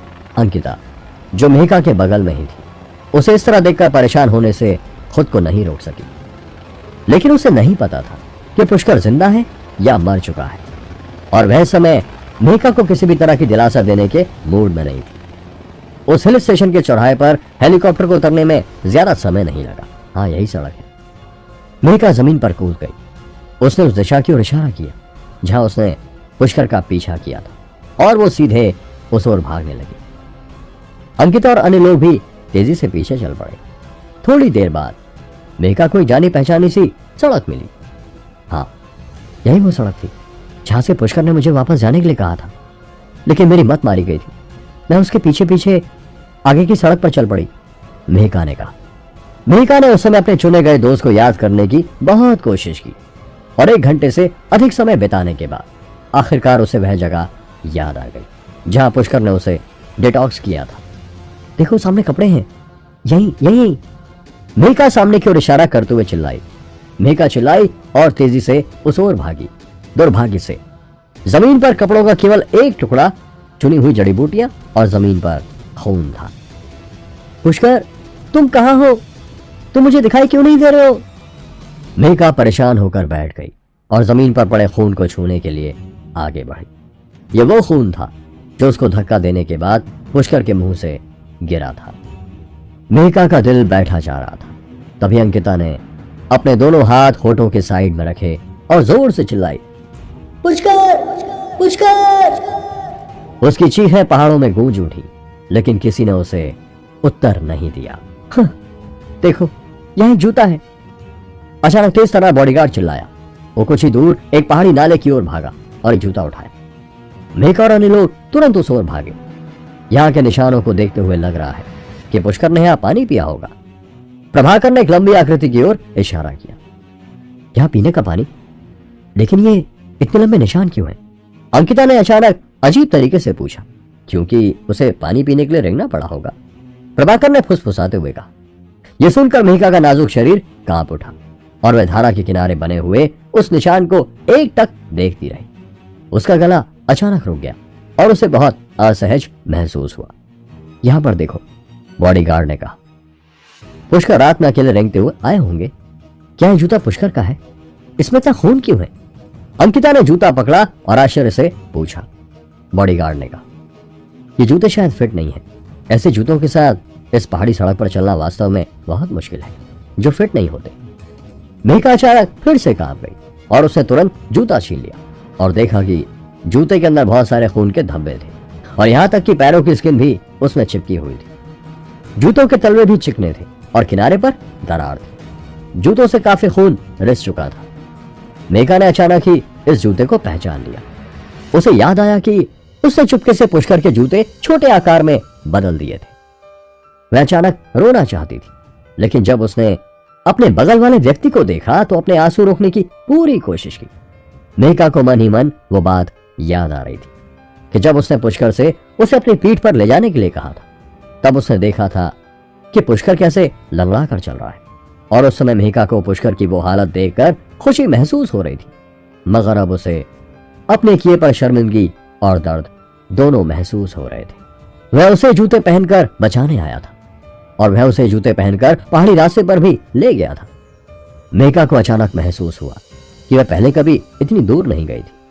उसके कंधे कांपने से खुद को नहीं रोक सके। मेघा की गुलाबी मुट्ठियों वाले हाथ कसकर भिजे हुए थे, कोशिश कर रहे थे कि आंसू ना गिरे। ठीक इसी समय प्रभाकर महेंद्रू का फोन बजा। उन्होंने चौंकते हुए फोन उठाया और फिर फोन रखने के बाद कहा, सीसीटीवी फुटेज में पुष्कर को कल रात बाहर शहर में आते हुए देखा गया है। हम तुरंत वहां जाएंगे। मेघा का दिल फिर से कांप उठा। उसने गिरने वाले आंसुओं को रोक लिया और जल्दी से बाहर शहर की ओर दौड़ पड़ी। पुष्कर ठीक है, सब ठीक है। मेघा का मन यही कह रहा था। उसे ढूंढने के बाद मुझे उससे अच्छे से सॉरी बोलना चाहिए। सभी को ऐसा ही महसूस हुआ, क्योंकि अगर पुष्कर ठीक है तो फिर सभी कुछ ठीक है। जल्दी ही वो लोग हेलीकॉप्टर की मदद से शहर में पहुंच गए, जो उस पहाड़ी से लगा हुआ था। कि सीसीटीवी कैमरे ने इसे कैद किया। कई लोग एक छोटे शहर में दाखिल हुए और वहां जाकर चेक पॉइंट पर पूछा। ठीक सामने एक क्लिनिक कैमरा, एक आदमी चिल्लाया। यह सुनकर मेहिका ने अपनी मुट्ठी कस ली, ये उम्मीद करते हुए कि पुष्कर को कुछ नहीं हुआ होगा। जब मैं क्लिनिक में दाखिल हुआ तो देखा कि वहां सिर्फ 2 डॉक्टर थे। वहां किसी ने उस लड़के के बारे में पूछा होगा, उस आदमी ने कहा। सूट पहने एक आदमी आगे आया और बोला, मिस्टर महेंद्रू, डॉक्टर चक्रवर्ती जो कल रात ड्यूटी पर थे अभी तक नहीं आए हैं। मैंने उन्हें लेने के लिए उनके घर पर किसी को भेजा है। वे जल्दी वहां पहुंचेंगे। ये कल रात का एक वीडियो है, क्या आप इसकी जांच कर सकते हैं कि वो पुष्कर ही है? मेघा और अन्य लोग जल्दी ही स्क्रीन के सामने इकट्ठे हो गए थे। वो सभी मनी मन दुआ कर रहे थे कि ये पुष्कर ही हो। स्क्रीन को तुरंत ऊपर लाया गया और उसकी टाइमिंग को 3 बजे के आसपास देखा गया। यह एंगल क्लिनिक के बंद दरवाजे की ओर है। वो आदमी बोला, कल रात बारिश हुई थी। मेघा का नाजुक शरीर कांपने लगा। उसने देखा कि स्क्रीन पर वास्तव में बारिश हो रही थी। किसी के जवाब का इंतजार किए बिना उसकी आंखें अचानक चौड़ी हो गई। तस्वीर में एक अकेला शख्स क्लिनिक के दरवाजे के बाहर अपने एक हाथ से क्लिनिक का दरवाजा पीट रहा था। क्या ये लड़का पुष्कर ही है? सूट वाले आदमी ने पूछा। उन सभी ने सीसीटीवी में देखा। वो लड़का बहुत थका हुआ लग रहा था। उसका पूरा शरीर भीगा हुआ था और वह थोड़ा ठंडा लग रहा था। वह झुक गया और समय समय पर अपने चेहरे से बारिश को पोंछता रहा। धीमी रोशनी में मैंने उसे दरवाजे पर दयनीय स्थिति में खड़ा देखा। उसका दाहिना हाथ घायल लग रहा था और उसके बाएं हाथ ने उसकी दाहिनी बाह को कसकर पकड़ रखा था। उसका एक जूता गिर गया था, जिससे उसका एक पैर नंगा था। उसमें जूता नहीं था। हवा और बारिश के झोंकों ने उसके पतले शरीर पर लगातार प्रहार किया था, जिससे वह अत्यंत दयनीय और अकेला दिखने लगा था। मेघा के हाथ ने अचानक उसका मुंह ढक दिया। वह अपने आंसुओं को रोक नहीं पाई और तुरंत उसकी आंखों में आंसुओं की नदी बहने लगी। कैमरे में दिखाई देने वाला लड़का पुष्कर ही था। वह अकेला था और बरसात की रात में क्लिनिक खुलने के इंतजार में खड़ा था। वह समय समय पर कुछ खांसता था और विशेष रूप से असहज महसूस करता था। वह फोन करना चाहता था, लेकिन जब उसने अपना सेल फोन निकाला तो उसकी बैटरी खत्म हो गई। इसलिए वह कोने में छिप गया और दीवार के सहारे टिक गया। अंकिता भी सीसीटीवी में पुष्कर की ऐसी हालत देखकर रोने लगी थी। पुष्कर अभी भी 19 साल का बच्चा ही तो था, जिसे पहाड़ों में छोड़ दिया गया था। उसने रात में बारिश का सामना किया और एक पैर नंगे होकर भी क्लिनिक तक आया। उस समय वह बहुत अकेला और दयनीय था। क्या आप कल रात आए पुष्कर नाम के मरीज के परिवार के मेंबर हैं? इसी समय डॉक्टर चक्रवर्ती, जो कल रात ड्यूटी पर थे, वे अंदर आए। मेघा ने तुरंत अपने आंसू पोंछे और डॉक्टर चक्रवर्ती के पास पहुंची। हाँ, पुष्कर कैसा है? बाकी लोग कहाँ हैं? वो कहाँ चला गया है? आप उसे देखते क्यों नहीं? क्या वह बहुत ज्यादा इंजर्ड है? मुझे जल्दी बताओ। घबराइए मत। डॉक्टर चक्रवर्ती खुद इतने डर गए कि वो 2 कदम पीछे हट गए। प्रभाकर ने भी उत्साहित मेघा को पकड़ लिया। आपने उसे अकेले क्यों आने दिया? उसने जंगल में कुछ जंगली नाशपाती खाई थी। वो कड़वी और टेस्टलेस होती है। यदि आप उन्हें नमक के पानी में भिगोए बिना खाएंगे तो आपको एलर्जी होगी और चक्कर आएंगे। उसने भी एक साथ कई ऐसे फल खा लिए थे, बस इसीलिए उसकी ऐसी हालत हो गई है। डॉक्टर चक्रवर्ती ने अपना सिर हिलाया और कल रात का मेडिकल रिकॉर्ड निकाला। अंकिता ने अपना सिर हिलाया और कहा, यह कैसे संभव है? जब आप उन्हें काटते हैं तो वो जंगली पाइन नाशपाती पूरी तरह से कड़वी हो जाती है। वह उन्हें कैसे खा सकता है? मेघा का दिल अचानक कस गया। वो सोचने लगी, क्या वे जंगली नाशपाती थी जिन्हें पुष्कर ने तब खाया था जब वह किसी खाने की चीज की तलाश में था? उस समय वह पुष्कर से वो फल मांगना चाहती थी, लेकिन उसने उसे नहीं दिए। इसके बजाय उसने उसे दूसरे मीठे फलों का एक और गुच्छा दिया था। उस समय मैंने सोचा था कि उन जंगली फलों का गुच्छा मीठा नहीं था, इसलिए मैंने उन्हें फेंक दिया था। उस समय पुष्कर की आंखें उन जंगली फलों को देख रही थी। उसे कितना दुख हुआ होगा ना, है ना? मेघा मन ही मन सोच रही थी। मैंने उसे कंजूस होने के लिए भी डांटा था और अकेले खाना खाने के लिए भी डांटा था, लेकिन मैं पहले से ही मुझे सबसे अच्छी चीजें दे चुका था। तभी डॉक्टर चक्रवर्ती ने कहा, उसके हाथ की हड्डी टूट गई थी। वह शायद दर्द से राहत पाने के लिए जंगली रतालू नाशपाती के लकवाग्रस्त प्रभाव का उपयोग करना चाहता था। क्या? इस वक्त हर कोई हैरान रह गया था। उसके हाथ को क्या हुआ? हड्डी कब टूटी? मेघा का नाजुक शरीर कांप उठा और वो चिल्लाते हुए बोली, उसने दर्द से राहत पाने के लिए इस जंगली नाशपाती को खाया था। मैंने उस पर नजर डाली और पाया कि उसका दाहिना हाथ टूट गया था। उसे एक बड़े अस्पताल में ले जाना पड़ा। मैं जानता था कि हड्डी टूट गई है, लेकिन फिर भी उसने कोई भारी वस्तु उठाई थी जिससे पूरा हाथ सूज गया। डॉक्टर चक्रवर्ती ने दयनीयता से अपना सिर हिलाया। उन्होंने कभी ऐसा मरीज नहीं देखा था जो ये नहीं जानता था कि अपना ख्याल कैसे रखा जाता है। तभी मेघा ने फिर से उस सीसीटीवी की ओर देखा, जहां एक दुबला पतला लड़का दीवार के सहारे बैठा हुआ है, अकेले कोने में सिमटा हुआ। ठंडी बारिश उसके चेहरे पर पड़ रही थी और उसने एक अनचाहे बच्चे की तरह असहाय होकर उसे पहुंच दिया था। उसकी बांह की हड्डियां टूट गई थी, फिर भी वह बिना कुछ कहे उसे पहाड़ से बाहर ले आया था। उसने अकेले ही दर्द सहा और बिना किसी शिकायत के उसकी खाली निगाहों को सहा। उस समय जब पुष्कर ने उसे एक हाथ से पकड़ा था तो वह उस पर गुंडा होने के लिए चिल्लाई थी और जोर देकर कहा कि वह दोनों हाथों का उपयोग करे। पुष्कर ने कहा था कि उसके हाथ में चोट लगी है, लेकिन मेघा ने इस पर विश्वास क्यों नहीं किया और वह चुपचाप इतना दर्द सह रहा था। क्या पुष्कर ठीक हो जाएगा? क्या मेघा और पुष्कर के बीच कुछ होने वाला था? जानने के लिए सुनते रहिए ये एक्साइटिंग कहानी सिर्फ पॉकेट एफएम पर। पुष्कर प्लीज मुझे माफ कर दो, प्लीज। मेघा रोते हुए चिल्लाने लगी थी। उसे समझ आ गया था कि अपनी जिद के चलते उसने पुष्कर को कितने बड़े खतरे में धकेल दिया था। मेघा के आंसू एक झटके में बह निकले। उसके चमकते हुए आंसू नीचे गिरते गए और उसके होंठ कांप रहे थे, क्योंकि केवल वो ही जानती थी कि उसने पुष्कर को कितना दुख और दर्द पहुंचाया था। पुष्कर मुझे माफ कर दो, मुझे माफ कर दो, तुम कहां हो? मेघा रोते हुए उसे ढूंढते हुए कह रही थी और तेजी से सीसीटीवी वीडियो को आगे पीछे कर रही थी। वो ऐसा इसीलिए कर रही थी ताकि उसे पता लग सके कि पुष्कर किस तरफ गया था। उसे पुष्कर को हर हाल में ढूंढना ही था। वीडियो को आखिरी तक देखने के बाद मेघा को अचानक पता चला कि पुष्कर को किस तरह बेरहमी से क्लिनिक से बाहर धकेल दिया गया था। मेघा ने वीडियो में देखा कि किस तरह से डॉक्टर चक्रवर्ती ने पुष्कर को झाड़ू से ढकेलते हुए बाहर निकाला था। पुष्कर को बारिश में लगभग लड़खड़ाते हुए बाहर की ओर धकेल दिया गया था। यह इतना अफसोसजनक था कि इसे देखकर लोगों का दिल टूट गया। जब मेघा ने यह दृश्य देखा तो उसका दिल बैठ गया और उसकी खोपड़ी सुन्न हो गई थी। उसका दिल कांप गया था और उसके अंदर जैसे क्रोध की एक लहर उमड़ पड़ी थी। आपने उसे क्यों भगाया? मेघा ने डॉक्टर से पूछा। उसने मुझसे अपने जख्म पर पट्टी भी करवाई और दवा भी ली, लेकिन उसने दवाई के पूरे पैसे नहीं दिए थे। उसका कार्ड टूटा हुआ था तो वो पैसे नहीं दे सका। उसने आधी रात को आकर मेरा दरवाजा खटखटाया और मुझे गहरी नींद से जगाया। मैंने सोचा बेहतर होगा अगर मैं पुलिस को ना ही बुलाऊं और उसे यहां से भगा दूं। डॉक्टर चक्रवर्ती का चेहरा बदल गया था। उसने डरते डरते पुष्कर ने जो कार्ड वहां छोड़ा था वो उठाकर दिखाया।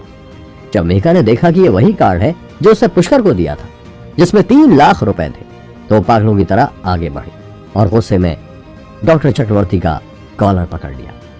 तुम बकवास कर रहे हो कमीने, तुमने खुद जानबूझकर उसे भगाया है।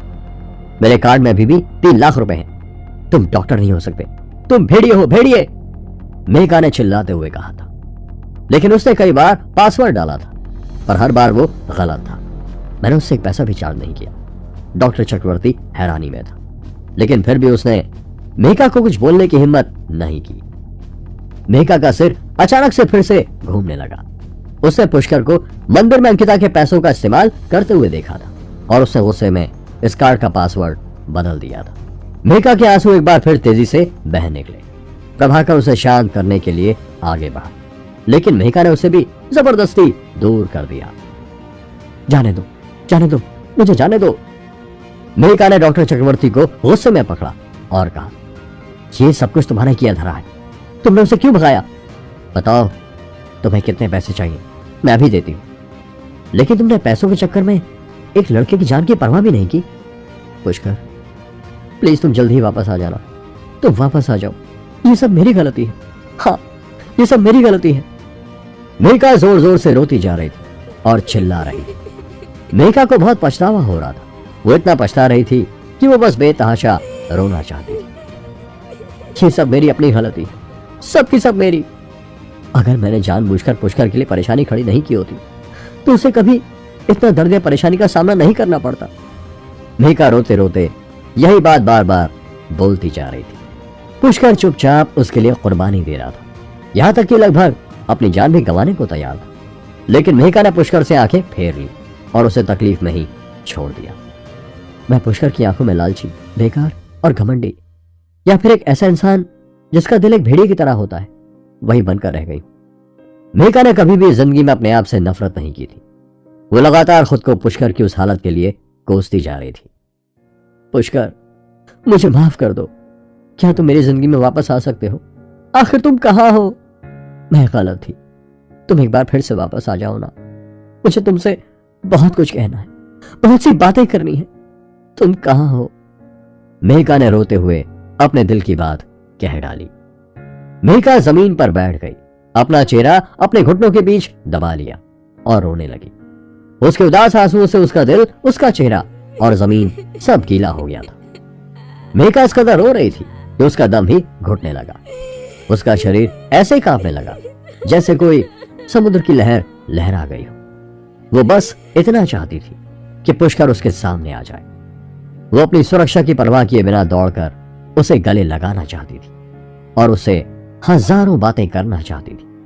वो उससे माफी मांगना चाहती थी। मेघा के साथ साथ अंकिता की आंखें भी लाल हो गई थी और इसमें कोई शक नहीं कि उसने भी बहुत सारे आंसू बहाए थे। रास्ते में आते वक्त उसे मेघा से शिकायत थी।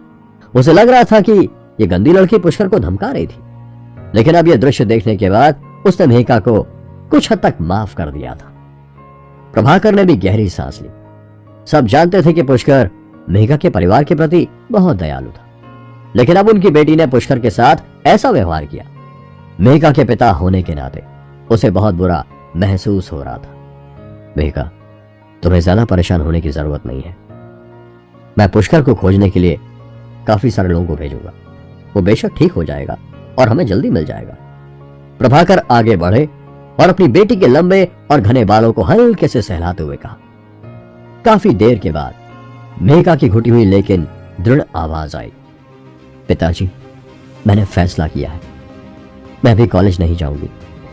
मैं बस पुष्कर की तलाश करना चाहती हूं। अगर वो एक दिन के अंदर वापस नहीं आता है तो मैं उसे ढूंढती रहूंगी। अगर वो 1 महीने में वापस नहीं आता है तो मैं उसे 1 महीने के लिए ढूंढूंगी। मुझे उसे ढूंढना ही होगा। तुम्हारे एग्जाम में सिर्फ 3 महीने ही बाकी हैं। बेहतर होगा कि तुम पहले कॉलेज जाओ। मैं वादा करता हूं, मैं उसे ढूंढ कर लाऊंगा। प्रभाकर ने जोर देते हुए कहा। पुष्कर को ढूंढना बेहद जरूरी था, लेकिन उनकी बेटी के लिए अपनी पढ़ाई में देरी करना असंभव था। और वैसे भी प्रभाकर ने सोचा कि मेघा पुष्कर को कहां ढूंढेगी, इसलिए उन्होंने जल्दी से अपने कुछ आदमी पुष्कर को खोजने के लिए भेज दिए। मुझे कोई फर्क नहीं पड़ता, भले ही मैं एग्जाम दूं या ना दूं, लेकिन मुझे पहले पुष्कर को ढूंढना होगा। मेघा ने यह बेझिझक और निडरता से कहा। प्रभाकर ने आह भरी और कहा, ठीक है, मैं उसे ढूंढने में तुम्हारी मदद करूंगा। हम पूरे शहर में पुष्कर को ढूंढेंगे और हमें भरोसा है हम उसे ढूंढने में कामयाब होंगे। प्रभाकर महेंद्रू ने कहा, ठीक है, अब मुझे चलना चाहिए। उधर पुष्कर अपना हाथ पकड़े एक गली में जा रहा था। इसमें कोई शक नहीं था कि इस वक्त वो बेसहारा और कंगाल हो चुका था। यह सच बात है कि पैसा एक बहादुर इंसान को भी परेशान कर सकता है, पुष्कर मन ही मन सोच रहा था। पुष्कर के पास जितने भी कार्ड थे सब कहीं ना कहीं गिर चुके थे और जो कार्ड वो मेघा को लौटाना चाहता था उसका पासवर्ड गलत था। उसने वो कार्ड बिना लिए ही क्लिनिक में छोड़ दिया था। अब उसके पास केवल रानी मधुमक्खी, 2 अजीब से तांबे के सिक्के, एक घड़ी और एक बिल्कुल खराब मोबाइल फोन था। पुष्कर ने सोचा, मुझे अपना मोबाइल फोन बेचना होगा। ताकि कुछ पैसे मिल जाएं और मैं घर वापस जा सकूं। गली के आखिर में एक मोबाइल शॉप थी। पुष्कर ने दुकानदार को अपना मोबाइल फोन बेचने के लिए दिया। दुकान वाले ने कहा, आपका मोबाइल फोन सेकंड हैंड है और पानी में भीग गया है, मैं इसका आपको सिर्फ 200 रुपए ही दूंगा। सिर्फ 200 रुपए? पुष्कर ने कहा। पुष्कर पहले पैसे ना होने के कारण तंग आ चुका था और पैसे का इंतजार कर रहा था, इसलिए उसने कोई भी मोल भाव नहीं किया। उसने अपना मोबाइल 200 रुपए में बेच दिया। पुष्कर के कपड़े काफी गंदे हो चुके थे और उसके पैर में सिर्फ एक जूता था, जिसे देखकर सब उसके बारे में यही सोच रहे थे कि वो कोई कचरा बीनने वाला है। पुष्कर ने एक स्ट्रीट स्टॉल से एक सेट खरीदा। कपड़े, पैंट और जूते की कुल कीमत 60 रुपए थी, जो कि इतना सस्ता था कि मोल भाव करते तो वो खुद ही शर्मिंदा हो जाता। तो इसलिए पुष्कर ने बिना कोई मोल भाव किए ही वो तीनों चीजें ले ली। पुष्कर ने कपड़ों का एक सेट लिया और स्टेशन पर एक सार्वजनिक शौचालय देखकर वो कपड़े बदलने उसके अंदर चला गया। जैसे ही वो दरवाजे पर पहुंचा, एक बहुत ही सुंदर, सुशील और काफी लंबी लड़की उसकी ओर अचानक से चलकर आई। पुष्कर ने और उस लड़की ने एक दूसरे को देखा और वो दोनों ही हैरान के हैरान रह गए। दोनों की ही आंखों में एक जानलेवा इरादे की झलक दिखी, लेकिन दोनों में से कोई भी एक दूसरे से कुछ नहीं बोला। कपड़े बदलने के बाद पुष्कर जैसे ही बाहर आया तो उसने फिर उस लड़की को वहीं पर खड़ी हुई पाया। पुष्कर ने उस लड़की से कहा, सच कहूं तो मुझे जरा भी उम्मीद नहीं थी कि हम इतनी जल्दी फिर से मिलेंगे। पुष्कर ने अपने सामने उस लड़की को देखा। वह अभी भी अपने चेहरे पर एक स्किन मास्क पहने हुए थी। उसके लंबे बाल नीचे बिखरे हुए थे और उसने छोटा चमड़े का कवच पहना हुआ था, जो उसके पतले और गर्वित शरीर को निखार रहा था। मैंने अभी तक अपना परिचय नहीं दिया है, मेरा नाम श्यामली है। वो धीरे से मुस्कुराई, जो उस मुस्कुराहट से बिल्कुल अलग थी। जब उसने महेंद्र परिवार पर हमला किया था, उस समय की मुस्कान बुरी भावना से भरी थी, लेकिन अब ये आकर्षक थी, जिससे लोगों के दिलों में खुजली होने लगती है। पुष्कर ने हल्के से कहा, तुम्हें मुझसे क्या बात करनी है? श्यामली ने पुष्कर की ओर देखा और कहा, मैं तुमसे कुछ बात करना चाहती हूँ, लेकिन यहां बात करना ठीक नहीं है, वहां रेस्तरां में आओ। हालांकि पुष्कर शहर वापस जाना चाहता था, लेकिन अभी ट्रेन आने में काफी समय था और उसे भूख भी बहुत जोरों से लगी हुई थी। ठीक है, पुष्कर ने कहा। वो दोनों बहुत जल्दी रेस्तरां में पहुंचे। श्यामली बहुत ज्यादा सावधान लग रही थी। उन्होंने जल्दी से बहुत सारा खाना ऑर्डर कर दिया। उसने 4000 रुपए से अधिक कीमत की रेड वाइन की एक बोतल भी खोली, जिससे वेटर बहुत खुश हो गया था। श्यामली ने धीरे से रेड वाइन का ग्लास हिलाया और खिड़की से बाहर देखते हुए बोली, तुम मुझसे नहीं पूछोगे कि मैं तुमसे किस लिए मिलना चाहती हूँ? तुम बिना पूछे भी तो बता सकती हो। पुष्कर पूरी तरह से तैयार था, लेकिन खाना खाते समय वह बिल्कुल भी बात नहीं करना चाहता था। श्यामली ने बस इतना कहा, मैं इसे तुमसे नहीं छिपाऊंगी। मैंने एक प्रोजेक्ट उठा लिया है, लेकिन अचानक ही मेरे साथी ने मेरे साथ जाने से मना कर दिया है, इसलिए मैं चाहती हूं कि तुम मेरे साथ चलो। लेकिन तुम मुझसे ये बात क्यों कर रही हो? तुम्हें अपने बाकी साथियों से इस बारे में बात करनी चाहिए। ये कहते हुए पुष्कर के हाथ रुक गए थे। श्यामली ने अपना सिर हिलाया। मैं तुम्हारी ताकत को अच्छे से पहचान चुकी हूँ और इस बार जिस काम के लिए मैं जा रही हूँ वो लोग बहुत ही ज्यादा खतरनाक है और मैं पहले ही अपने बहुत से साथी खो चुकी हूँ, इसलिए मैं चाहती हूँ कि इस बार तुम मेरे साथ चलो। वैसे तुम किस लेवल के फाइटर हो? पुष्कर को अभी भी श्यामली की ताकत के बारे में कुछ खास नहीं मालूम था, इसलिए उसने श्यामली से पूछा। श्यामली ने झिझकते हुए कहा, वैसे मैं अभी बेसिक लेवल पर ही हूँ, लेकिन तुम्हें उस बारे में चिंता करने की जरूरत नहीं है। मेरे मास्टर ने सारा इंतजाम कर दिया और मैं तुम्हें इस काम के 10 लाख रुपए दे सकती हूँ। श्यामली कहाँ जाने की बात कर रही थी? क्या पुष्कर श्यामली के साथ जाएगा? जानने के लिए सुनते रहिए ये एक्साइटिंग कहानी सिर्फ पॉकेट FM पर। लेकिन उसके लिए तुम्हें परीक्षा भी देनी होगी और अगर तुम उसमें पास हो गए तो फिर हम मिशन पर जा सकते हैं, श्यामली ने कहा। तुम कब जा रही हो? पुष्कर को भी अपने हाथ के इलाज के लिए जल्दी से पैसों की जरूरत थी। बस कुछ दिन, मुझे अपने साथी के आने का इंतजार करना होगा। श्यामली ने धीरे से अपना वाइन ग्लास उठाया और कहा, हमारे साथ काम करके तुम्हें बहुत खुशी होगी। श्यामली ने कहा, ठीक है, लेकिन मुझे एडवांस में 2 लाख रुपए चाहिए, पुष्कर ने कहा। खाना खाने के बाद पुष्कर ने श्यामली से 2 लाख रुपए ले लिए थे। श्यामली के पास वैसे भी करने के लिए कुछ नहीं था, इसलिए वह पुष्कर के साथ टहलने के लिए बाहर चली गई। वह सरप्राइज रह गई जब उसने देखा कि पुष्कर ने 1 लाख रुपए की रकम खर्च की और कई प्रकार की जड़ी बूटियां खरीद ली। वैसे तुमने ये इतनी सारी देसी दवाएं क्यों खरीदी हैं? और तो और तुमने तो एक दवा बनाने की कढ़ाई भी खरीद ली है। शामली थोड़ा सरप्राइज थी। मुझे कुछ दवाइयां बनानी है क्योंकि मेरे हाथ की हड्डी टूट चुकी है, पुष्कर ने शांति से कहा। पुष्कर के कहते ही शामली की नजर उसके हाथ पर गई। उसने कहा, ओह, तुम्हारे हाथ की तो हड्डी टूटी हुई है, फिर तुम मेरी टीम के फाइटर से कैसे लड़ोगे? और अगर तुम मुझसे नहीं जीत पाए तो फिर तुम मेरे साथ मिशन पर नहीं जा सकते। पुष्कर ने शामली की बात का कोई जवाब नहीं दिया, बस मुस्कुराकर उसे इग्नोर कर दिया। वो रात उन्होंने एक सुनसान जगह पर बने हुए पुराने से होटल में गुजारी, लेकिन उस पूरी रात पुष्कर ने भट्टी में अपने लिए दवा बना ली थी। हड्डी जोड़ने वाली गोली लेने के कुछ ही समय बाद अपनी स्पिरिचुअल पावर की मदद से पुष्कर ने अपने हाथ की हड्डी को ठीक जगह पर जोड़ लिया था। इसे खत्म करने के बाद पुष्कर ने दो तांबे के सिक्कों को फिर से देखना शुरू किया। ऐसा लगता है कि ये दो तांबे के सिक्के भी अच्छी चीजें हैं, लेकिन अगर ये सिक्के गलत लोगों के हाथ में पड़ गए तो ये बहुत ही खतरनाक हो सकता है। पुष्कर ने दोनों तांबे के सिक्कों को फिर से रिफाइन करना शुरू किया और कुछ ही घंटों की मेहनत के बाद वो सिक्के भी चमकने लगे। पुष्कर को लगा कि रानी मधुमक्खी की तुलना में ये दो तांबे के सिक्के उसके उपयोग के लिए अधिक उपयुक्त थे। चलो, मेरी टीम आ चुकी है, जल्द ही तुम्हारी परीक्षा होगी। सुबह करीब 9 बजे शामली ने पुष्कर का दरवाजा खटखटाना शुरू किया और पुष्कर से कहा। पुष्कर पहले से तैयार था, इसलिए वो जल्दी से शामली के पीछे पीछे चल दिया। जल्द ही शामली की गाड़ी एक बंदरगाह पहुंच गई। ये बंदरगाह एक मशहूर परिवार की प्रॉपर्टी है। कई लोगों ने गुप्त रूप से यहाँ अपने काले धंधे बना रखे हैं। हाल ही में उनके धंधे में कुछ समस्या हुई क्योंकि उन्हें बाकी गिरोह ने निशाना बनाया है। वे पहले ही एक दूसरे से इस बारे में बात कर चुके हैं। हमें भी इस मिशन के लिए चुना गया है, इसलिए आज इस जगह का फैसला हो जाना चाहिए। शामली ने पुष्कर को सामने की ओर इशारा करते हुए कहा। शामली ने आगे कहा, आज यहां पर हम दोनों के अलावा और भी बहुत लोग होंगे। तुम बस मेरे इशारे का इंतजार करना और जैसी समय आएगा तो मैं तुम्हें इशारा कर दूंगी। लापरवाही से कोई एक्शन मत लेना। तुम्हारा हाथ टूट गया है तो ध्यान से काम करना। शामली को पुष्कर की ताकत का अंदाजा था, इसलिए वो उसकी ओर से निश्चिंत थी।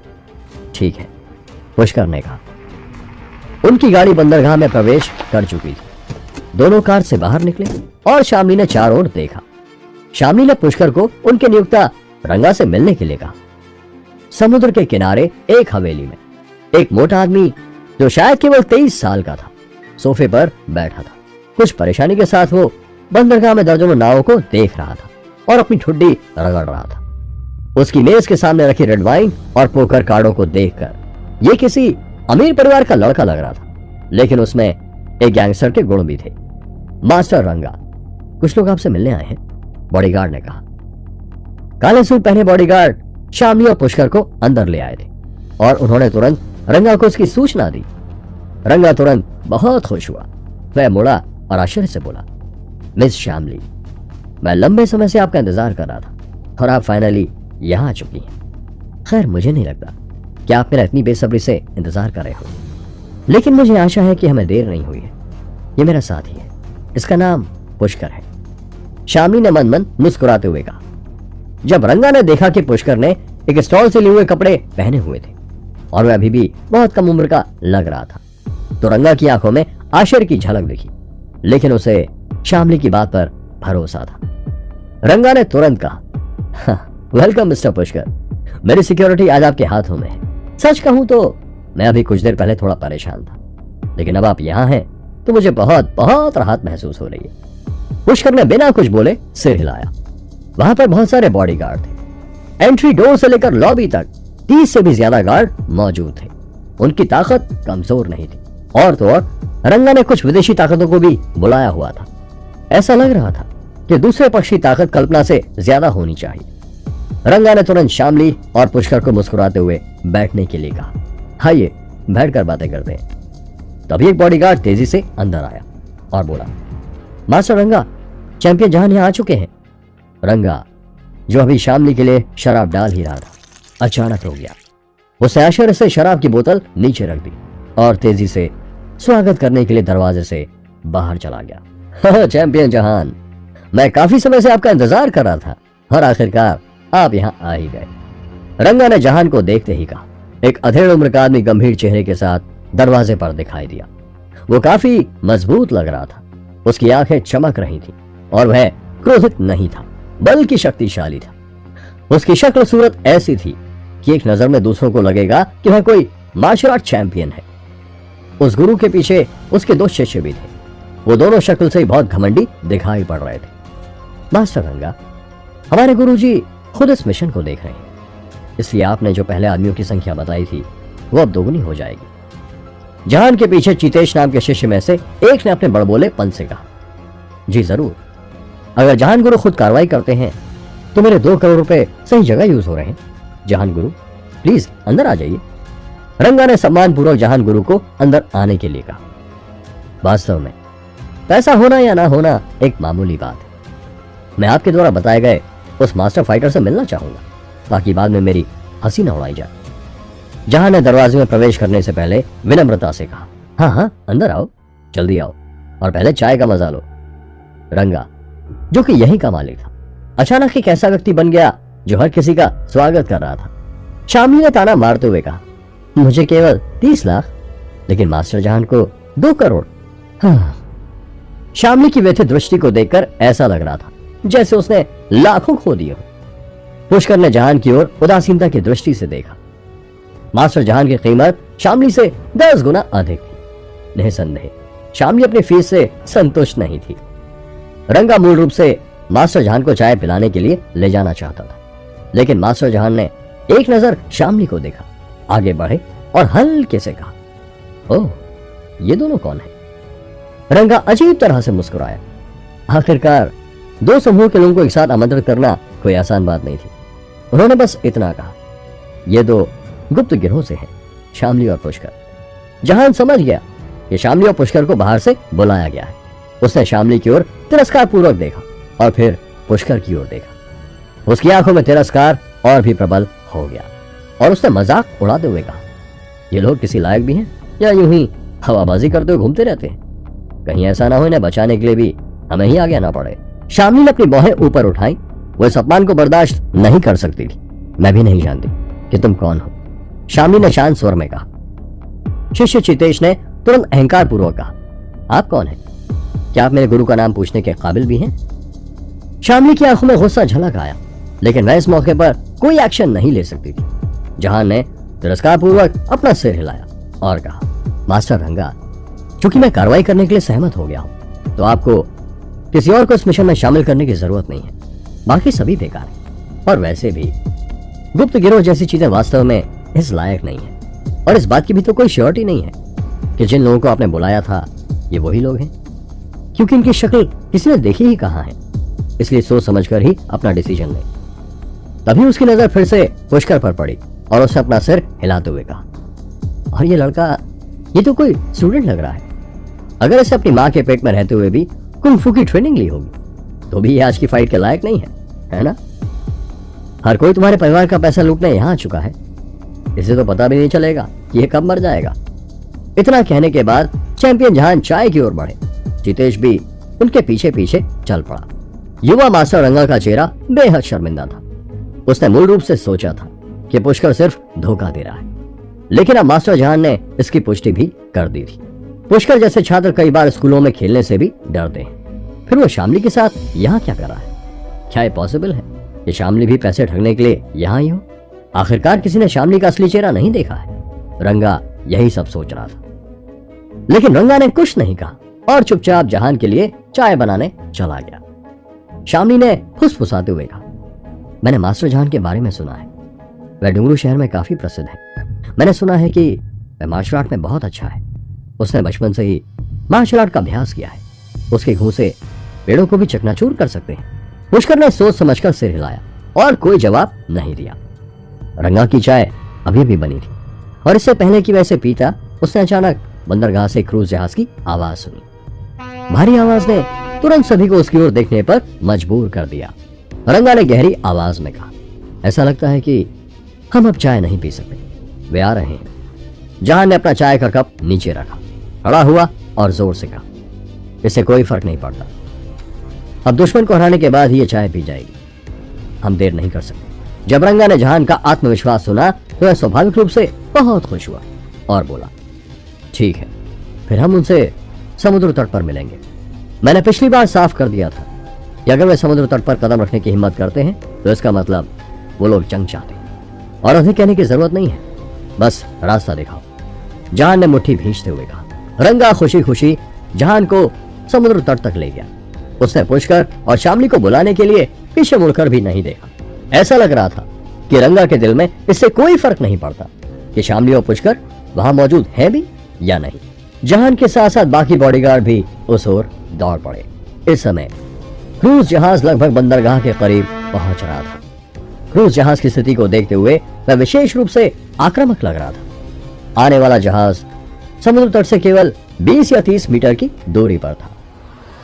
इस युद्ध के क्या परिणाम होंगे, क्या पुष्कर और शामली रंगा की मदद करेंगे, जानने के लिए सुनते रहिए ये एक्साइटिंग कहानी सिर्फ पॉकेट एफएम पर। मिस्टर दुआ, तुम्हारी आज की जर्नी आखिरी जर्नी होने वाली है। रंगा जहान के आने से बहुत संतुष्ट था। वो सामने वाले जहाज को देखते ही चिल्लाया। मिस्टर दुआ करीब 30 साल का था और अपने परिवार की तीसरी पीढ़ी का अमीर आदमी था। वह मुस्कुराकर एक छोटी सी नाव पर उतरा और चिल्लाया, क्यों रंगा, ऐसा लगता है कि तुमने उस कहावत को पूरा कर लिया है जिसमें कहा जाता है कि एक मरा हुआ सुअर उबलते पानी से नहीं डरता। पिछली बार जो चोट मैंने तुम्हें दी थी, लगता है उससे तुमने कोई सबक नहीं सीखा है। ये बंदरगाह से हमारे दुआ परिवार का होगा। तुम सपना देख रहे हो। मैंने आज मास्टर जहान को यहाँ बुला लिया है। वापस जाने के बारे में सोचना भी मत। रंगा ने गुस्से में कहा। इसी समय एक आकृति अचानक क्रूज जहाज से कूद गई और सीधे दुआ की नाव पर पहुंच गई। और तो और जब वह आकृति नाव पर उतरी तो उसका शरीर जरा भी नहीं हिला। इसने रंगा को बुरी तरह चौंका दिया। जहां से नीचे नाव की दूरी करीब 10 मीटर की थी। अरे, इसको तो कुछ हुआ ही नहीं। ये व्यक्ति कौन है? रंगा ने कहा। रंगा का चेहरा बदल गया था। उसने पहले भी उस आदमी को देखा था जो जहाज से कूद गया था। उसका नाम डिब्रू था। डिब्रू ने किनारे की ओर देखा और शांत स्वर में कहा, मैं कई वर्षों से यहां नहीं आया हूं, इसलिए तुम मेरे सामने किसी और को गुरु कहने की हिम्मत कर रहे हो। डिब्रू नाव के सामने खड़ा होकर किनारे पर मौजूद लोगों को देख रहा था। जब नाव समुद्र तट से लगभग 10 मीटर दूर थी तो उसका शरीर उछलकर किनारे पर आ गया, ठीक वैसे ही जैसे चील खरगोश पर झपटती है। कौन मेरे सामने चैंपियन बनने की हिम्मत कर रहा है? डिब्रू ने दूसरे की ओर देखते हुए अपने हाथ अपनी पीठ के पीछे रख लिए थे। रंगा ने डरते हुए मुंह में आई लार निगल ली और चिल्लाया, डिब्रू, क्या तुम्हें उसके साथ खड़ा होना चाहिए? हमारे परिवार को अपमानित करने के लिए तुम्हें जब जवाब देना होगा तो वो तुम्हारे लिए बहुत कठिन होगा, है ना? उफ, तुम होते कौन हो मुझे ये बताने वाले कि मैं कब क्या करूंगा? डिब्रू के चेहरे पर शांत भाव था। उसने बाकी किसी पर बिल्कुल भी ध्यान नहीं दिया था। रंगा ने भी कुछ साहस दिखाया और तुरंत चिल्लाया, चलो। अचानक 20 या 30 बॉडीगार्ड आगे बढ़े। डिब्रू ने अपनी ओर बढ़ने वाले सभी बॉडीगार्ड को लात मारते हुए दूर फेंक दिया था। उसके सामने कोई भी ज्यादा समय तक नहीं टिक पा रहा था। 2 मिनट से भी कम समय में उन सभी बॉडीगार्ड्स को मार गिराया गया था। अपनी क्षमताओं को अधिक महत्व मत दो, मैंने कहा था, तुम लोग इस लायक नहीं हो। डिब्रू ने इस समय भी अपने हाथ नहीं हिलाए और उन्हें अपनी पीठ के पीछे ही रखा। उसके सामने के बॉडीगार्ड्स वास्तव में इस लायक नहीं थे कि वह डिब्रू से भिड़ सके। इसी समय दुआ भी किनारे पर कूद गया। रंगा को मुस्कुराते हुए देखने के बाद चिल्ला कर बोला, मैंने बहुत समय पहले तुमसे ये जगह खाली करने के लिए कहा था, लेकिन लगता है कि जब तक मैं तुम्हारे चेहरे पर जोरदार तमाचा नहीं चढ़ दूंगा तुम्हें सबक नहीं मिलेगा। अच्छा होगा तुरंत यहां से चले जाओ। अब से इस बंदरगाह में तुम्हारे परिवार का कोई भी नहीं रहेगा। तुम बहुत जल्दी हंस पड़े दुआ, अभी तो मेरे तरकश में बहुत तीर है, रंगा ने कहा। रंगा ने मास्टर जहान को झुकते हुए सलाम किया और कहा, मास्टर अब आपकी बारी। मास्टर जहान ने शांति से कहा, चिंता मत करो चितेश, आगे बढ़ो, उस पर हमला करने के लिए अपनी पूरी ताकत लगा दो। चितेश ऑर्डर मिलते ही चिल्लाया और तुरंत आगे बढ़ गया। तुम मुझसे मुकाबला करोगे? डिब्रू ने शांति से कहा। चितेश उन दोनों की ओर गुस्से से आगे बढ़ता हुआ जा रहा था। चितेश के हाथों की हरकत से उसके शरीर से ऊर्जा की एक धारा निकली। उसकी गर्दन की नसें गुस्से से उभर आईं और उसने गुस्से भरी दाढ़ निकाली। चीतेश के शरीर की भयानक रूप से मजबूत मांसपेशियां एक ही बार में प्रकट हो गई। चीतेश की शर्ट फट गई और चिथड़े बनकर नीचे गिर गई। चाहे पेट की मांसपेशियां हो या बाइसेप्स, वे उस स्तर पर पहुंच गए हैं कि लोगों को उन्हें देखने से ही डर लगने लग रहा था। बूढ़े आदमी, मेरा नाम याद रखना। आज जिसने तुम्हें हराया है उसका नाम चीतेश है। चीतेश धारते हुए आगे बढ़ रहा था। आ जाओ, मैं भी तो देखूं कितना दम है तेरे अंदर। डिब्रू गहरी आवाज में चिल्लाया। चीतेश होश से आगे बढ़ा, मानो वह कोई पागल जानवर हो। पहले उसका शरीर उछला और फिर वह जमीन से उड़ गया। फिर उसने अपना दाहिना घुटना बढ़ाया। वह डिब्रू की ठुड्डी से टकराने वाला था। दिलचस्प, डिब्रू ने कहा। डिब्रू ने अचानक बिजली की तरह अपनी दाहिनी हथेली को बढ़ाया और उसे ब्लॉक कर दिया। डिब्रू ने चीतेश के जबरदस्त आक्रमण को बीच में ही रोक दिया था। अगर तुम्हारे पास सिर्फ यही फाइटर है तो ये तो खत्म होने वाला है, डिब्रू ने चिल्लाते हुए कहा। जब चीतेश ने यह सुना तो वह और भड़क गया। वह रेत पर उतरा, चारों ओर घूमा और फिर डिब्रू के सिर पर लात मारी। यह किक बहुत तेज थी, इतनी तेज कि ऐसा लग रहा था मानो कोई लंबा चाबुक डिब्रू की ओर मारा जा रहा हो। तुम अभी तक सिर्फ घर में ही खेले हो बच्चे, तुम मेरे सामने खेलने के काबिल नहीं हो। डिब्रू गुस्से से धाड़ने लगा और उसने अपना हाथ चीतेश की हाथ की हड्डियों पर लपेट लिया। उसने जोर से दबाया और एक तेज क्लिक ध्वनि सुनी और चीतेश के हाथ की हड्डियां सीधे कुचल दी गई। डिब्रू ने दो और बिजली की किक मारी, जिससे सीधे चीतेश के बाएं और दाएं घुटनों पर चोट लगी। अंत में वह आगे बढ़ा और चीतेश को समुद्र के पानी में फेंक दिया। यह सिलसिला इतना तेज था कि कई लोग प्रतिक्रिया ही नहीं दे सके। रंगा की खोपड़ी सदमे से सुन्न हो गई, जबकि मिस्टर दुआ जोर से हंस पड़े। रंगा जोर से चिल्लाया, मास्टर जहान चलो, हमें उससे सख्ती से निपटना होगा। रंगा का चेहरा पीला पड़ गया था। डिब्रू मेरी कल्पना से भी अधिक भयानक है। यदि आज की आपदा समाप्त हो गई है तो हमें अंगरक्षक के रूप में ऐसे गुरु को ढूंढना होगा जो इस जैसे फाइटर से मुकाबला कर सके। अपने शिष्य को धमकाया जाता देख जहान ने दूर से ही अपनी मुट्ठियां भींच ली और बोला, डिब्रू, मैं आज तुम्हें अच्छा सबक सिखाने वाला हूं। जहान गुस्से में चीखता हुआ आगे बढ़ गया। मास्टर जहान गुस्से से धाड़ने लगा था और उसकी विस्फोटक आवाज ने सभी के कानों को गूंजा दिया था। यह एक मजबूत आवाज थी जो लोगों के कानों को फाड़ने वाली थी। जमीन पर पड़े हुए बॉडीगार्ड्स जो अभी भी उठने में असमर्थ थे, उन्होंने दर्द के मारे अपने कान बंद कर लिए थे। जहान ऐसे आगे बढ़ रहा था जैसे कोई शेर अपने शिकार को देखकर दौड़ने लगता है। जहान ने डिब्रू के साथ लड़ाई शुरू कर दी है और वे दोनों बहुत तेजी से एक दूसरे को मुक्के मार रहे हैं। हो सकता है कि अन्य लोग इसे स्पष्ट रूप से ना सुन सके, लेकिन पुष्कर को आसानी से ये आवाजें सुनाई दे रही थी। इन दोनों फाइटर्स ने अपनी मुट्ठियों से हवा तोड़ने वाली आवाजें निकाली हैं। क्या ये एनर्जी ट्रांसफॉर्मेशन का मास्टर है? पुष्कर ने अपनी बाहें ऊपर उठाई। दोनों पक्ष आगे पीछे हो रहे थे और पहले से 100 मीटर दूर थे। जिस जमीन पर वे चल रहे थे वहां पहले से मकड़ी के जाले वाली बड़ी बड़ी दरारें थी। तभी डिब्रू गुस्से में ऊपर की ओर उठा और मास्टर जहान को हवा से मुक्का मारा। आह! जहान की आंखों में भय की झलक चमक उठी। उसके पैरों के नीचे 1 मीटर की गहराई वाला एक गड्ढा बन गया था। डिब्रू का मुक्का जहान की हथेली पर लगा था, लेकिन इसका इतना प्रभाव हो सकता है ये तो जहान ने सोचा भी नहीं था। जहान के पैर तुरंत रेत में धंस गए और सीधे उसके घुटने रेत में दब गए थे। हे भगवान, ये कैसी शक्ति है? रंगा हैरान था।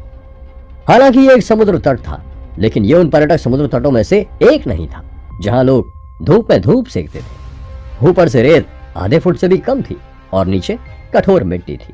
पूरी जमीन 1 मीटर तक नीचे दब गई थी और यह सीधे जहान के घुटनों तक थी। इस बार ऐसा लगता है कि बंदरगाह को बचाया नहीं जा सकता और मुझे नहीं पता कि मेरी जान बचाई जा सकेगी या नहीं, रंगा ने डरते हुए कहा। तभी डिब्रू ने उड़ते हुए जहान की छाती पर एक जोरदार मुक्का जड़ दिया। अब जहान पूरी तरह से हार गया था। जहान का मुंह खून से भर गया था। वह जमीन पर गिर गया और हांफने लगा। तुमने जो कला मुझे मारने में उपयोग की है उसे हथौड़ा कला कहा जाता है। मुझे पता है कि मैं तुमसे हार चुका हूं, लेकिन फिर भी मैं संतुष्ट हूं। डिब्रू शांत स्वर में हंसा, अपने हाथ अपनी पीठ के पीछे रखकर खड़ा हो गया और इस सब रंगा को तेज आंखों से देखा। मास्टर डिब्रू, प्लीज मेरी जान बख्श दो। मास्टर डिब्रू, कृपया हमें जाने दो। रंगा का शरीर कांपने लगा और उसे लगा कि इस बार वह पूरी तरह से समाप्त हो गया है। अप्रत्याशित रूप से उसने किसी को नाराज कर दिया था जिसकी हिम्मत जहान से भी कहीं अधिक थी। रंगा का चेहरा बहुत डरा हुआ था और उसे केवल यही उम्मीद थी कि डिब्रू उसे जाने देगा। क्यों भाई रंगा, क्या तुम्हें नहीं लगता कि तुम्हें पहले मुझसे जाने की आज्ञा मांगनी चाहिए? दुआ, जो चुप था, अचानक ही रंगा की ओर देख कर बोला। रंगा का चेहरा एक मृत व्यक्ति से भी अधिक बदसूरत था। मैं तुरंत झुका और मुस्कुराते हुए कहा, मिस्टर दुआ, ये हमारे बीच एक मामूली मामला है, सद्भाव को ठेस ना पहुंचाए। अगर हम एकजुट होते हैं तो पूरे शहर में शांति होगी। अगर तुम्हें बंदरगाह पसंद है, इसे ले लो, लेकिन मुझे जाने दो। दुआ जोर से हंसा, मुझे तुम्हारा परिवार पसंद है। यदि तुम मेरे साथ एकजुट होना चाहते हो तो मैं दूसरे लोगों के पास क्यों जाता? क्या तुम्हें मेरी जरूरत है? तुमने मुझे घुटने टेकने के लिए मजबूर किया था, क्या तुम्हें याद है? रंगा ने घुटने टेक दिए और जोर से प्रणाम किया। मिस्टर दुआ, मैं आपको प्रणाम करता हूँ। दुआ ने अपना पैर बढ़ाया और रंगा के चेहरे पर लात मारी। किक ने रंगा का पूरा मोटा शरीर पीछे की ओर लड़खड़ा कर गिरा दिया। लातें मारते हुए वह चिल्लाया, भाग में जाओ। क्या तुम्हें अभी भी याद है कि कैसे तुमने मुझे अपने सामने घुटनों के बल झुकने के लिए कहा था? अब तुम अपने लोगों को मेरे लिए घुटने टेकने को कहो। रंगा तुरंत चिल्लाया, हर कोई घुटने टेक दे। बॉडीगार्ड अभी भी जमीन पर थे, लेकिन डिब्रू की क्षमता से वे चौंक गए और वे तुरंत जमीन पर घुटनों के बल बैठ गए। यहां तक कि जहान को भी आज्ञाकारी रूप से घुटने टेकने पड़े। डिब्रू इस दृश्य का आनंद लेते दिखाई दे रहा था और वो जोर जोर से हंसने लगा। दुआ ने अपना हाथ बढ़ाया और रंगा के चेहरे पर 2 थप्पड़ मारे और चिल्लाया, मैंने डिब्रू से कार्रवाई करने के लिए कहा, लेकिन इसकी कुल लागत 8 करोड़ थी। तुम्हें इस पैसे का भुगतान करना होगा और अब से यह जगह मेरी होगी। मैं भुगतान करूंगा, आप ये कार्ड ले लीजिए, स्विस बैंक, मेरे 13 करोड़ रुपए हैं। रंगा को बहुत अपमानित महसूस हो रहा था, लेकिन अभी उसके पास अपनी जान बचाने का इससे दूसरा कोई उपाय नहीं था। आखिरकार उसे अभी इस पैसे का भुगतान करना होगा। दुआ ने हंसते हुए रंगा के हाथ से वो कार्ड ले लिया। इस समय डिब्रू ने अचानक अपना सिर उठाया और पुष्कर और शामली की ओर देखा, जो दूर खड़े थे। तुम घुटने क्यों नहीं टेक रहे हो? क्या तुम मौत की तलाश में हो? डिब्रू ने गुस्से में कहा। रंगा पलटा और वो रोने ही वाला था। इन्हें छोड़ दो, ये दोनों लोग तो यहाँ पर बस पैसे ठगने आए थे। अरे बेवकूफ लड़के, क्या तुम सचमुच नहीं जानते कि ये लोग कितने पावरफुल हैं? घुटने टेक दो, जहान भी दूर से गुस्से में चिल्लाया। पुष्कर मुस्कुराया और हल्के से बोला, रंगा, अगर मैं इन दोनों को तुम्हारे सामने झुका दूं तो मैं 2 करोड़ चार्ज करूंगा। बताओ, सौदा मंजूर? क्या? सभी लोग चौंक गए थे। इस समय सभी ने पुष्कर की ओर देखा। यह लड़का वास्तव में नहीं जानता था कि ये क्या बक रहा है, इसकी मती मारी गई है। एक बॉडीगार्ड ने अपने साथी से कहा, क्या उसने ये नहीं देखा कि डिब्रू कितना भयानक है? दूसरे बॉडीगार्ड ने कहा, क्या पुष्कर डिब्रू को मार पाएगा? आखिर कौन था मिस्टर दुआ? जानने के लिए सुनते रहिए ये एक्साइटिंग कहानी सिर्फ पॉकेट FM पर।